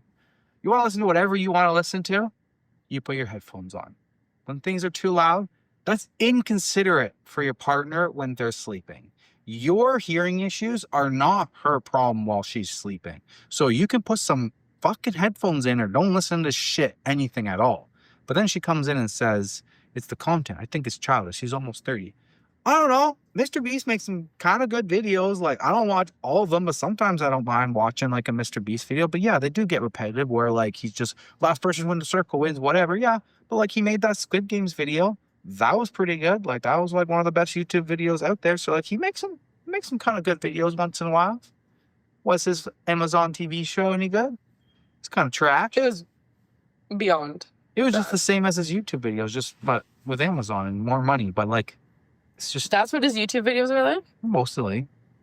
It's just a beefed up version of his YouTube videos. But his YouTube videos are like pretty big productions already. So, but yeah, I mean, like I'm 31 and like I don't know, like Teresa might catch me watching one like every once in a while, but like he's not gonna do this forever. There's only so many videos you can watch, and like I'm sure he'll move on to something else. Like you go through phases. So it is what it is. But the biggest problem is like he's unwilling to put headphones in. If you're unwilling to put headphones in, then you don't get to watch it. I don't know. No, he's saying MrBeast is 30. I think. No, I think it's childish. He's almost 30. Why is a grown man obsessed with videos made for 14-year-olds? He's not commenting on she's not commenting on MrBeast's age. Oh. So yeah, I think the issue is that he has no consideration for his partner. Yeah. Like, if you were going around all the time blasting Taylor Swift and I'm trying to sleep, I'd be like, can you put some headphones in? Yeah. So, you know what you do? You take that little speaker you bought, or you buy a fucking karaoke machine or a giant ass speaker off of whatever, and whenever he plays it and it annoys you, you go to your phone, you play what you want to play on a bigger speaker, and you take over the sound waves in the house. That's what I would be like. Mm-hmm. At first you have the thing, Teresa, can you please stop playing Taylor Swift on 95 to 100% volume when I'm trying to sleep in on Sundays, even though I never sleep in? Can you please stop doing this? And No. you say, and I ask you to wear headphones, what do you say? Yeah. And you say, I don't like them. I don't like them. Well, can you do subtitles I don't want to read while you're relaxing? while I'm relaxing. Yep. And then you do it again, and I woke up on Sunday. I go on Amazon, order the giant speaker. Next time Taylor Swift is playing, bam, Eminem, 8 Mile.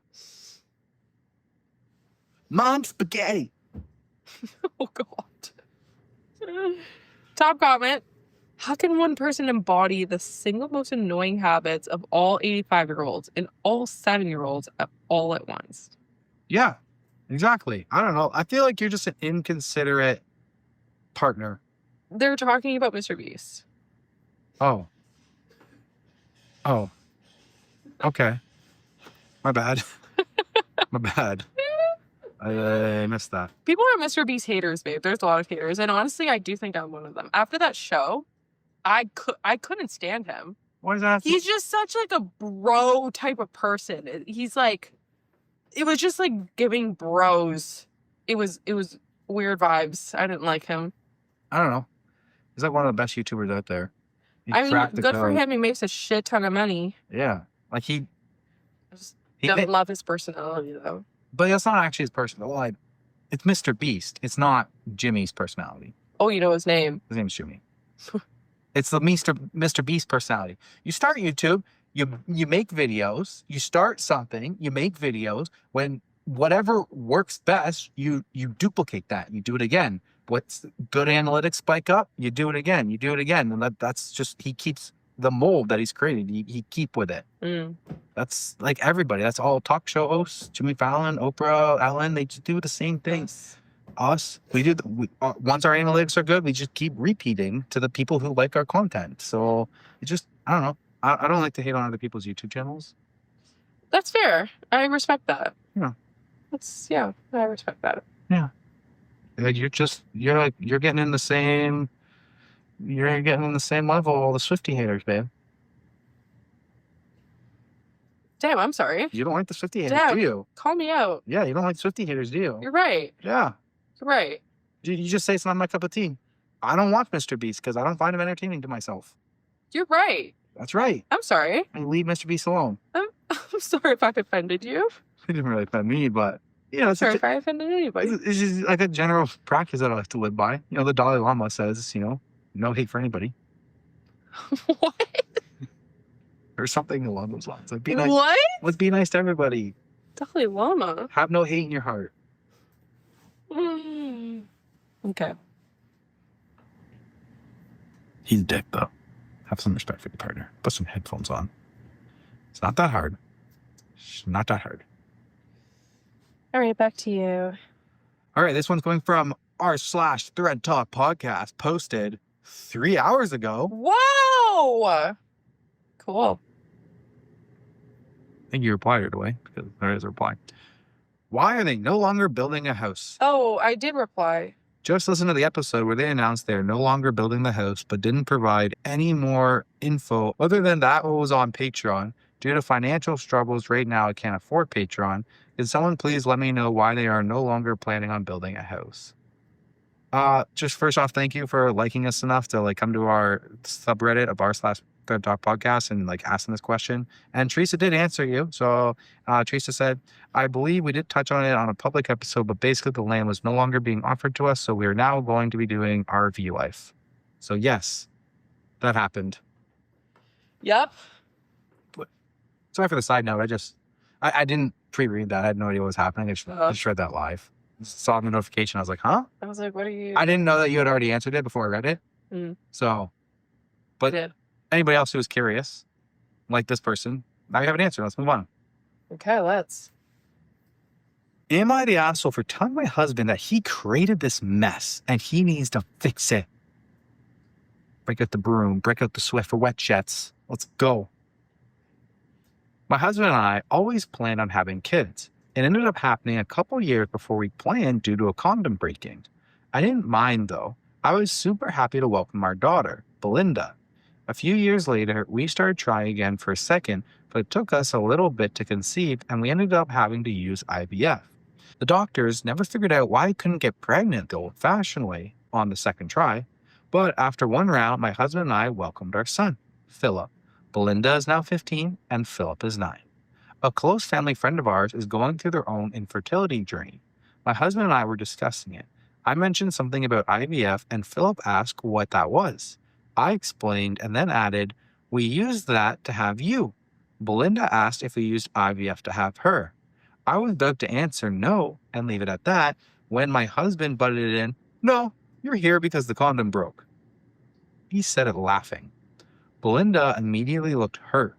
We've had the talk and have discussed that sometimes condoms aren't effective, how to use them properly, and other forms of birth control. So she understood exactly what he was saying. I quickly added, "You were a surprise, but a much welcome surprise.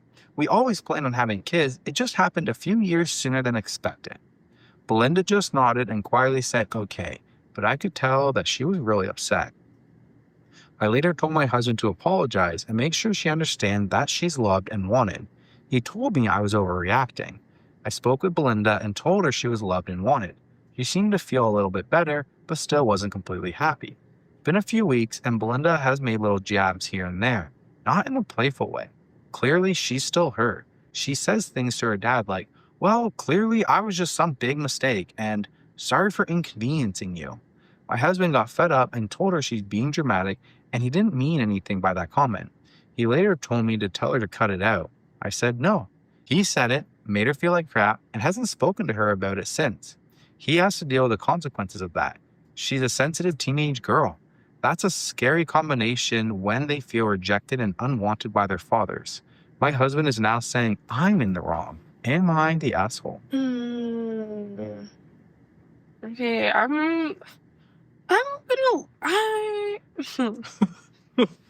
actually don't know about this one. I feel like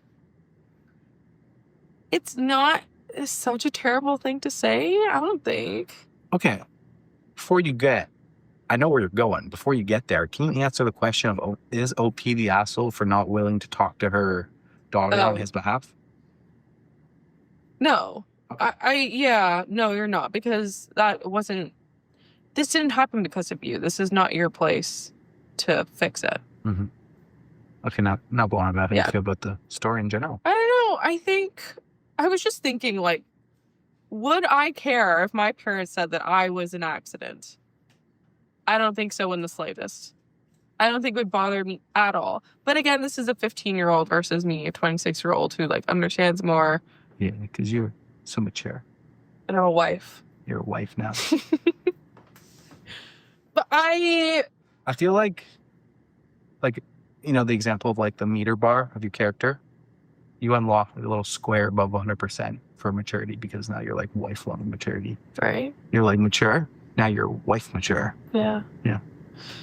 Thank you. I don't think the dad had ill intentions. I think it was just like, well, you asked, I don't know. It was like a funny joke, I think.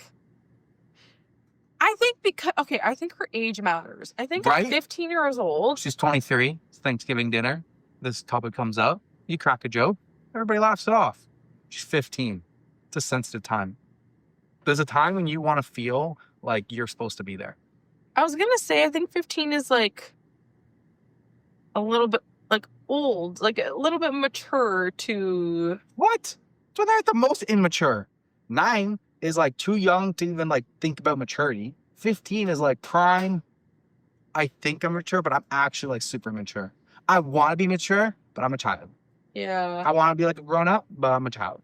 Yeah. I don't know. It sounds like he's been trying to get her to stop, but like nothing. What do you mean? He didn't do anything. Well, he said that he said like cut it out or whatever, like she's being dramatic. He told her to cut it out. Wow, you tried real hard, buddy. You tried once. Good job. Let me give you a little gold sticker. He didn't mean anything by that comment. Like what? That's what I said.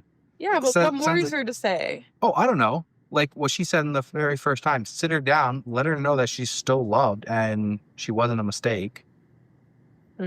Yeah. She was loved and wanted. And he told me I was overreacting. So then she spoke to herself and he never did. Yeah, okay. I think he should be doing that. I don't think he should be putting that on OP. And he's still putting it on OP because he's like, you need to talk to her. You need to make her not be mad at me anymore. Yeah, that's not fair. Buddy, you're a parent too. Yeah, exactly. And this is kind of your mess. So I'm the father up. yeah, what's up? No, father up. Get it? Is he the father? Yeah, I get it. It's a father situation. Yeah. Nice. Top comment. My mom was a whoops baby, and so was I. My son was also. If we're honest, I think a lot of people on this earth were whoops babies. Why do you say it like that? I don't know. Whoops. Babies. One of the best things I've ever heard to be said to a child that wasn't planned came from my grandma to my mom. Grandma told mom, at first, I didn't know what I was going to do with you. But after you were here, I had no idea what I'd ever do without you. Aww. My mom was number 4. Maybe something along these lines from your husband may make her feel much better. But he will have to suck up his pride, not be the asshole, and have that conversation with her. Good luck.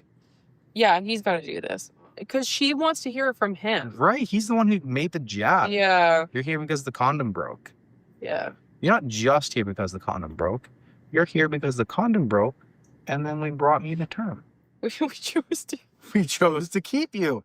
There was a choice in there. That's true. 1, we let you live. 2, we didn't give you up for adoption. So there's 2 choices there that you got to let her know. Yeah. It's not just as simple as the condom breaking. Yeah. Someone comment says, from the TV show Rosanna. Or Roseanne? Rosanine? I don't know what you're reading. Rosanny. I don't know. Quote, was I an accident? No, DJ, you were a surprise. What's the difference? Well, an accident is something that you wouldn't ever do again if you had the chance. A surprise is something you didn't even know you wanted until you got it. Aw, that's very sweet. Adorable. Yeah. All right. And that is all we've got. On to Q&A and the life updates. Oh, gosh. Are you We're gonna ready? Split this up. We're going to have to split the life updates because as of this episode, and I still have some already put aside, I've got 28 questions here Jeez. for life updates. But there's one in particular that I'm looking for, and it says Denver with a Y, DYNVER. User 125-251-9840. First off, fuck you for spelling my name wrong. Second off, Jesus. you were right. If you guys are new, this is a fun segment. If you guys have been around, you'll remember this username and this person because they said, Denver is wrong about the seasickness on a cruise ship. That ship is a speck on the water. All the mechanics mean nothing. Picking a midship cabin is best to not feel it rocking. If you are front of the ship, you will absolutely feel it rocking even on calm waters. A ship rocks on the ocean no matter what. Well, user, you were slightly right.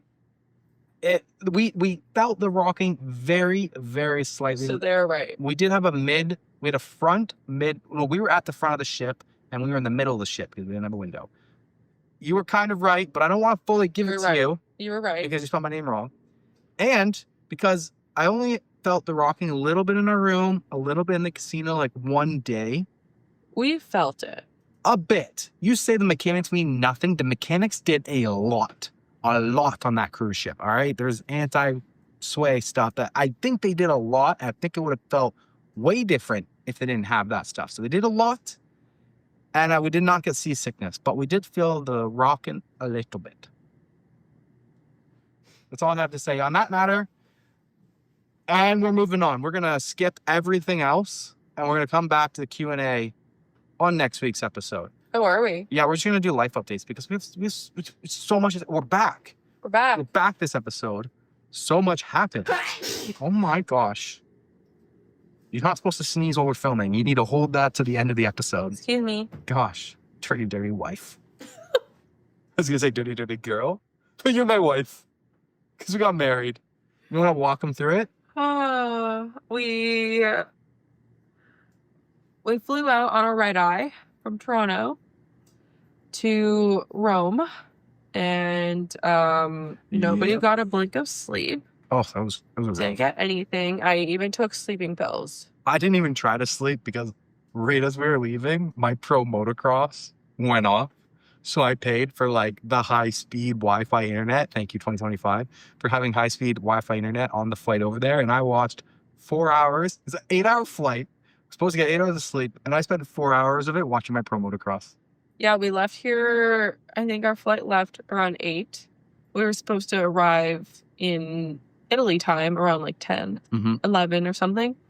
So basically yeah, we needed sleep otherwise because we were starting a new day Yeah. as we arrived. Yeah, pretty brutal.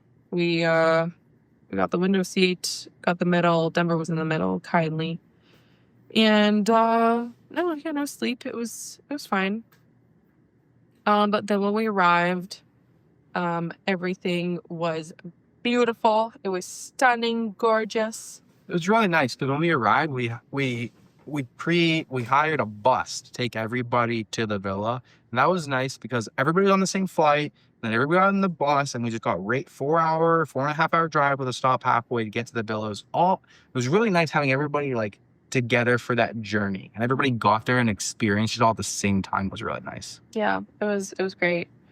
And yeah, the whole week was absolutely wonderful. It literally couldn't have been better. It was picturesque. It was the best week of my life. The view of the valley. Our families got along. The villa was amazing. The food was delicious. The villa that we were at was called Podere San Giorgio, and it was in a town called Pelaya. And the staff there were just incredible. The chefs, like, amazing. The food was amazing. The presentation too. The presentation. I felt like I was at every meal. I felt like I was at one of those like fancy 1 Michelin star restaurants. Yeah, they thought of everything. It was amazing. It was, I can't rave about it enough. Like, and it was kind of like a farm to table experience because most of the food, like all the vegetables, came from their garden. Yeah, they had their own garden. It was very cute. And yeah, the whole place was just amazing. Everything went smoothly in terms of the wedding. They planned everything for us, which was great. So simple, so easy peasy. We met some couples on our honeymoon that talked about they just got married and they had like the traditional wedding where you have like 200 to 500 people, and it just sounded like hell compared to what we had. Yeah, one of the couples was like, I had to get up at 5 a.m. to do my hair and makeup. I was like, I woke up at like 10 a.m. on my wedding day. We lounged around till like 12. We got breakfast. My hair and makeup was at 12:30. Yeah. Our ceremony was at 3:30. And it was just great. Yeah, It couldn't have gone any better. Yeah. I cried. Guys. Much. Guys. Teresa came. None of the pictures that we have, our videos, show just how much you cried. What? One of the sample ones that we got. Not good enough. Not good enough? No, babe. Your face is engraved in my brain. Your whole face is like soaking wet. Yeah. You were bawling your eyes out. Like the pictures show like, yeah, you were like, like you were crying a little bit. But no, it doesn't capture the extent of the tears. Sure. I felt so lucky, guys. It was like every girl's dream reaction from their husband. Yeah, I guess in this picture, because we got the sample pics, in this picture, my hand's over the face. Yeah. And in this picture, it's just like tissue in the face. Yeah. So it's not as much. Need the one before I got the tissue. Because it was a stream coming down. It was like nonstop. Teresa came around the corner. She looked like the most magnificent angel I'd ever seen. And I just kept thinking, I am so lucky. Luckiest person alive. And I just couldn't stop them. And I don't cry. I'm not a crier. Never. I mean, that's not true, actually. When's the last time I cried? You cried like the night before when you were like, 2 nights before when you got super drunk. You drank 2 bottles of wine to yourself and you were like... vomited. You're like, what the... And I even said it in my vows. I was like, I love when you get so drunk that you cry about how much you love me. And you did that. I did. I wrote those vows before that happened. Because you've done that so many times. So. No, your vows are amazing too. Yeah, our vows were cute. Yours were awesome. Teresa was better though. It's not a competition. It's not? No. Oh, it's just love? It's just love. We love. love each other. We're married. Yeah, the first day we got there, we got there on a Sunday and we got like the nice welcome nibbles and wine and stuff like that. And at first we're like, wait, does this say? We weren't sure if it was like, we're worried because we had 2 people who actually got a rental car for the after trip and they weren't with us and they were coming. We were worried there wasn't gonna be food for them. And then they're like, don't worry, we're gonna kill you with food. Because we asked them, we were like, hey, is this like all the food? Like, what's going on? And they were like, oh no, don't worry. Like, you're going to beg us to stop bringing out food by the end of the night. Yeah, We're like, okay, challenge accepted. exactly. And they actually did. We were very full at the end of the night. It was really great. Yeah. And just a side note, if you guys are listening on Spotify and you want a little bit of the visual to go with this storytelling, on YouTube, I'm going to be, every time we talk about something, there's going to be a picture or video. So if you're watching on YouTube, you're enjoying that. If you're on Spotify, head over to YouTube for that. Make sure you guys smash the like button while you guys are there on the YouTube, and you know, subscribe if you're a Spotify person. We appreciate that. But I'm gonna give you guys the raw footage of what's happening, and I'm editing it into a really nice vlog. So if you guys want to see more wedding stuff, follow Denver and Teresa on Instagram for future stuff, and the Denver and Teresa YouTube channel for the vlog that's coming. But yeah, the Denver and Teresa Instagram also has story highlights. Story highlights. So we did a lot of stories. yeah, Teresa's in her vlogging era now. Yeah. It started with the wedding and the honeymoon. It's going to continue into RV life. So if you guys want a little bit more Denver and Teresa on not have to wait for the episodes, if you want it instantly, check out the Instagram. But we got there the first day, and the first day was like, we're chilling, we're by the pool, temperature is perfect. It's not blazing hot, but it's warm. And then that night, it was like 23. Yeah. But the sun was very warm. Very warm. Yeah. And then that night was pasta night. Yeah, we made our own pasta. Made our own pasta. That was such a fun experience. It was fun. Everybody got Loved involved. Yeah. Everybody loved it. Yeah. And then I drank too much wine. And You started racing Madison. You're pregnant. No. I didn't try to race her. You did. I wanted to race Kat. And then Madison just started running. So I went to run beside her because she was pregnant. I don't know why she was running. I kept trying to convince her. She's like, I'll win, I'll race you. She started running. And I ran after her to stop her from running. And then you were pulling her back so you would win. That's not what happened. That is what happened. We were all there. We all watched. Lies. These are lies. No, I was very concerned. I don't know why she was running. But whatever. I vomited so much. Oh, yeah. And then the next morning, bro, he wanted to oh my God, when Deborah gets drunk, he just wants to lay by the toilet. And yeah, I want to sleep. I want to fall asleep there. And Teresa's like, no, you need to puke it so that you can come back to bed. Because Teresa can't sleep if I'm not sleeping. No, that's not my issue. You have to verify that I'm alive. I need you to be alive. You need me to be if you're in the bathroom, I'm in the bathroom. Yeah. Awake. Yeah. So she's like, you need to stick your finger down your throat. Bro, it took him 2 hours of him just complaining head over the toilet. 20 minutes. No, it was not. It was not. Oh, my time perspective was a little skewed. Time perspective was because you fell asleep a little bit in between and then you woke up. Yeah. And I fell asleep on the toilet? No, in bed. And then I got up and had to go back to the toilet. Yes. That makes sense. That tracks. Yes. So yeah, I stuck my finger down there and boop. I begged him to. And then he felt instantly better. And then I woke up in the morning. I had this little tingle in my throat. Yeah. And I was like, is that because I think I'm getting sick? Or is it because I just, stomach acid just passed a lot through my throat? And then that day we had the wine tour day, which was amazing. It was Took us to this little authentic Italian town. And it just was a great experience. It was more like a family-run business rather than like a big wine tour. Exactly. It wasn't like a touristy thing. It was more like a locally thing. Thing. Yeah. Locally thing. Okay, just add a Y on everything. Yeah. Cutesy. It was Thingy. cutesy wine tour thingy. Locally.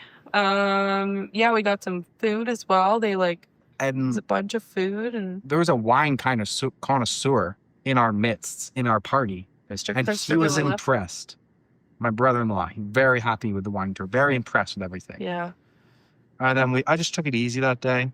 I only had 4 glasses of wine throughout the whole day. It was a wine tasting. I had to taste the wine. And I was trying to get rid of the hangover by drinking more wine. That works.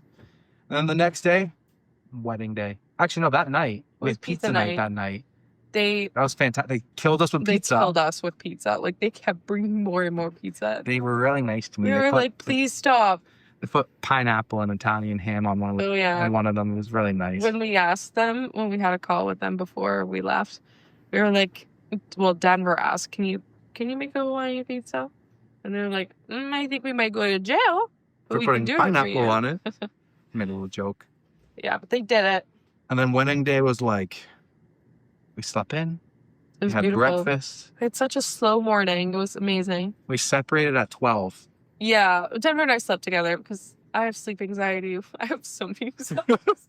I have this anxiety and that anxiety. She says I have a hard time falling asleep. I was No, I do you wanna- do. what did When I we go on watch? Vacation. What did we watch? We watched something. I was like, do you want to watch a sci-fi movie? Oh, I was watching Murderbot on Apple TV. Oh yeah. That's what you fell asleep to. Was Yeah. Murderbot. Been an alright show.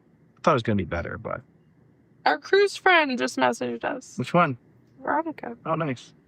She asked how's returning to work. Rough. Scenes. Yeah. How was returning to rough? How was returning to rough? how was returning to worky? Oh my god. Where he was roughy. I'm only on day 2 and I am depressed. I'm literally Maybe let's not talk about that then. I counted how many business days I have left of this year before I'm on Christmas break. 119 more business days. That's including all the holidays that are left, all of my vacation days that are left. 119 business days. Yeah, don't think about that. That is depressing. Don't think about that. Anyways, Okay, what happens? What happens after we separate at 12 on the wedding date? I did my hair and makeup. Yep. You did your own thing. You got ready. Before I got Heard ready, you were, what like, happened? Streaming for shaving cream. Before that while you were happened. in the shower. Before that happened, what happened? You gave me a very nice gift. Is that what you're talking about? Yeah. Yeah. Yeah. When I was going to get my hair and makeup done, I went to go sit in my chair and there was a box and there was a card and my sister's filming me and Denver's nowhere to be found. Actually, I lied. You were around the corner. I saw you. You weren't supposed to see me though. I You just were wanted around to the corner. hear your reaction, to hear what you said. And You weren't supposed to see. yeah, and there was a card and it said, to my wife to be, here's a little something To show my love. to show my A love. small gift to show my love to my soon-to-be wife from your soon-to-be husband. Yeah, it was very sweet. It was this beautiful blue necklace, blue earrings. That was my something blue. They're topaz. They're your birthstone. Topaz, my I've birthstone. been holding on to these for a year in my black sock drawer. So last year when we went to Italy, to Florence, we walked through like the Florence like jewelry section and Jewelry bridge. yeah, and Denver really liked this blue necklace. Or they were blue earrings, just blue earrings. And they were like really expensive. I was like, I don't need them. I'll never wear them. Yeah, they're like 350 euros or something. I was like, I don't really wear earrings like that, whatever. And then he was like, oh, like I really like them, whatever. Well, we didn't end up getting them. I ended up getting pearl earrings that were like a fraction of the cost. And then on the same trip, you got your bow tie. And I was like, perfect. You wear your bow tie and I'll wear my pearl earrings from this trip. It'll be perfect. And at the same time, I had a pearl veil. So my veil was like full of pearls. My shoes were pearls. Pearls are just like wedding-esque. And Can't go wrong. yeah, so I wasn't planning on doing a necklace. I was just planning on doing the pearl earrings. And then my mom said she was going to get me a bracelet. My mom and my sister were going to get me a pearl bracelet. And I was like inquiring about it. I was like, oh, what, like, has a bracelet come in? Like, did you order it, whatever? And then like one day, a couple weeks before, she like sent me a picture of the pearl bracelet. I was like, oh, perfect. And it's on their coffee table and everything. And I'm like, great, looks great. Don't forget to bring it. And then I find out, once Denver gives me this necklace and earrings, I'm like, do you want me to wear this tonight? And my sister's like, yeah, obviously. And I'm like, oh, it's not going to go with the pearls. Yeah, I heard you. You're like, am I supposed to wear this now? Why would it be a gift as you're getting ready? A year and a half, I was planning to wear pearls. Yes, here's a great gift. Put it to the side. I was confused. And then my sister like told me that they like AI. Yeah, because I brought your mom and your sister in on it. I let them know what we were Yeah. just getting. I didn't tell Kat until like right before we left when she came over, and I didn't tell Madison the night before I showed Madison. Yeah. And the night before. Yeah, they like AI photoed the picture, like the bracelet onto their coffee table. Like they took a picture of the bracelet or what, like a review. I was like, this is my table. This is a bracelet. Make it look real. And then they sent it to me. They went through so much effort. And yeah, it was perfect. And then Teresa came down. Stunning! Before that, I really started panicking. Then while I was getting dressed, I realized I don't know how to tie a freaking bow tie. Yeah. I tied normal ties, but not a bow tie. My dad was trying to help me. We were trying to like Google the instructions and stuff. I'm running around, paying the photographer, paying the live band, paying the officiant, and then getting everything ready. And then Teresa came down looking like an angel. Thanks, honey. You look so handsome. Thank You you. look so freaking cute. And yeah, it was perfect. It was beautiful. My sister was my best man. Yeah. And she told me the entire time that she's wearing a yellow dress. And I was trying to ask her, like, can you wear a suit? Can you please wear a suit? Like, wear a suit just for the ceremony. It's going to look weird, you being a best man and not being in black, and you're in like yellow and you're standing beside me. It's going to look weird. You need to be in like a suit.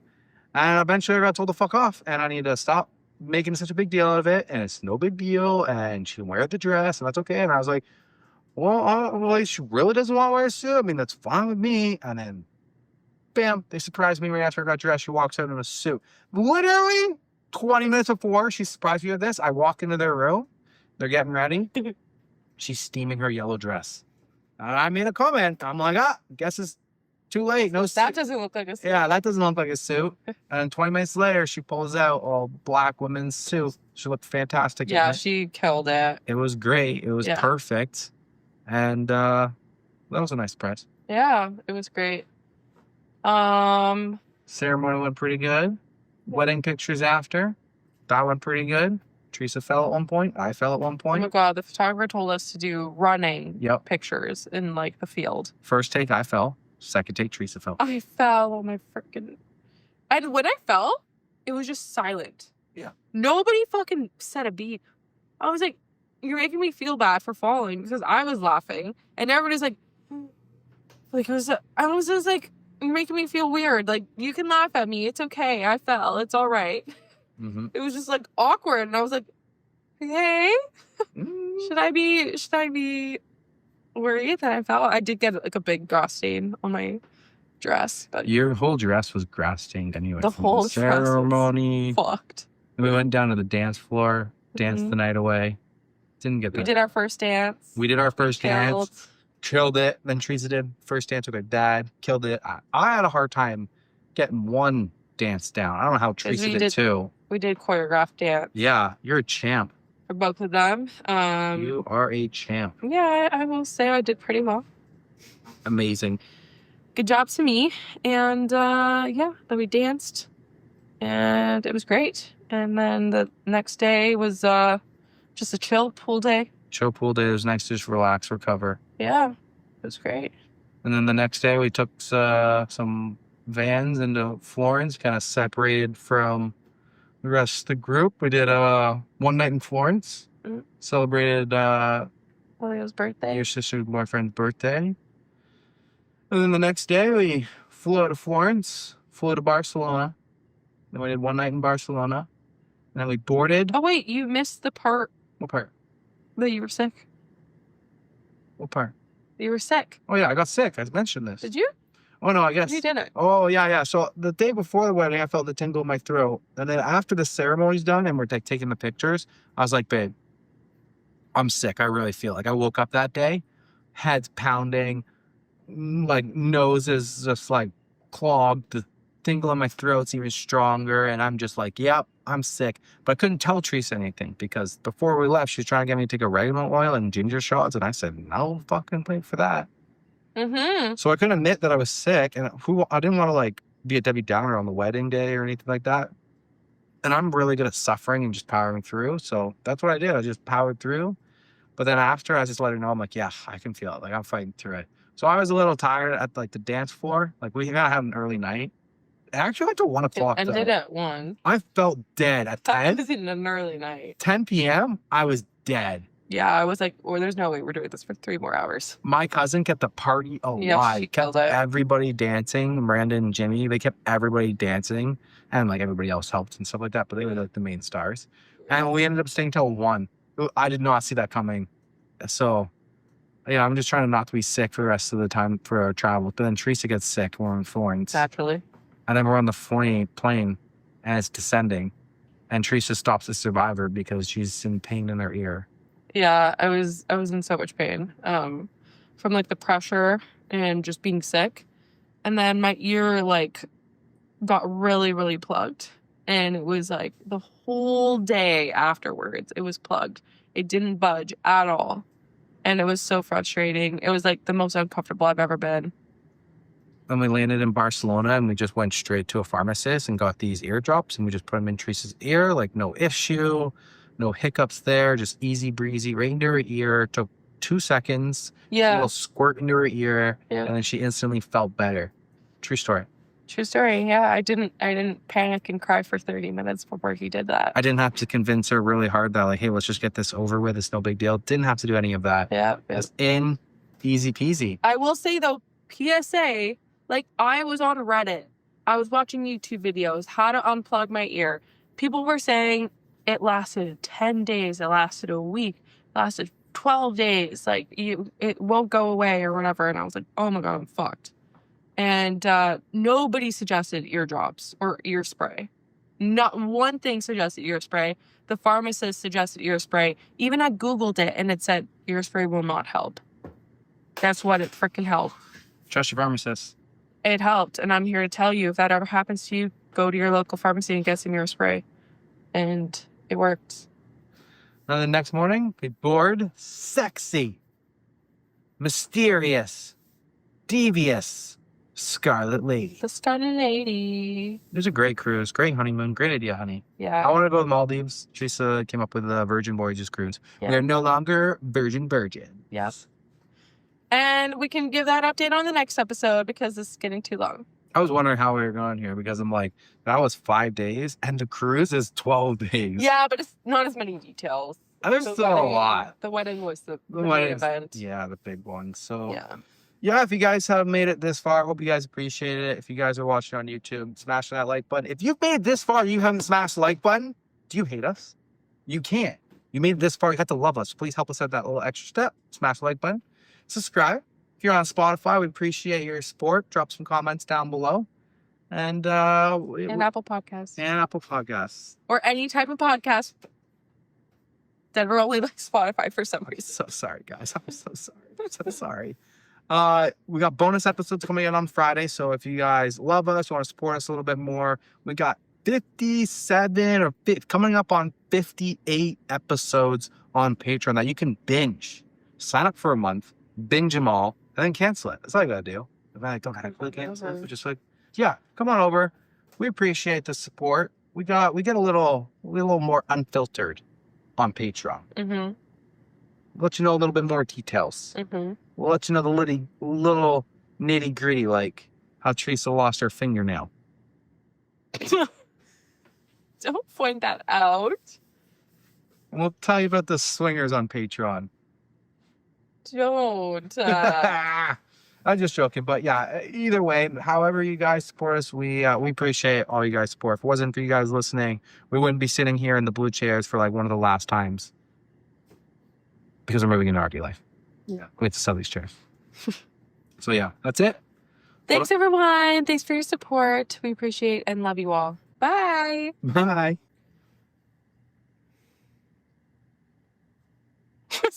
What the fuck, babe? It starts with an N. What the fuck? I'm gonna cut this out. This is I'm bad. gonna cut that out. The first one I was gonna leave in this one, actually. It's Can you just start from the top? Can you just actually skip past the Tim's thing, go back to the story? Don't worry about the Tim's thing. Just say, yeah, that's the worst. No, what is the word? Timmy's? No, it's they're neurotical for it. That's what they're Notorious. Notorious. Neurotical. The fuck? They're notorious for it. Bloopers. That's no. Oh. Why did you interrupt my yawn? That's exactly what we did yesterday. My bad. We rescue a kitten in the RV life, we're keeping it. A random little kitten comes up to us and they need help, and we're just gonna turn it away? No.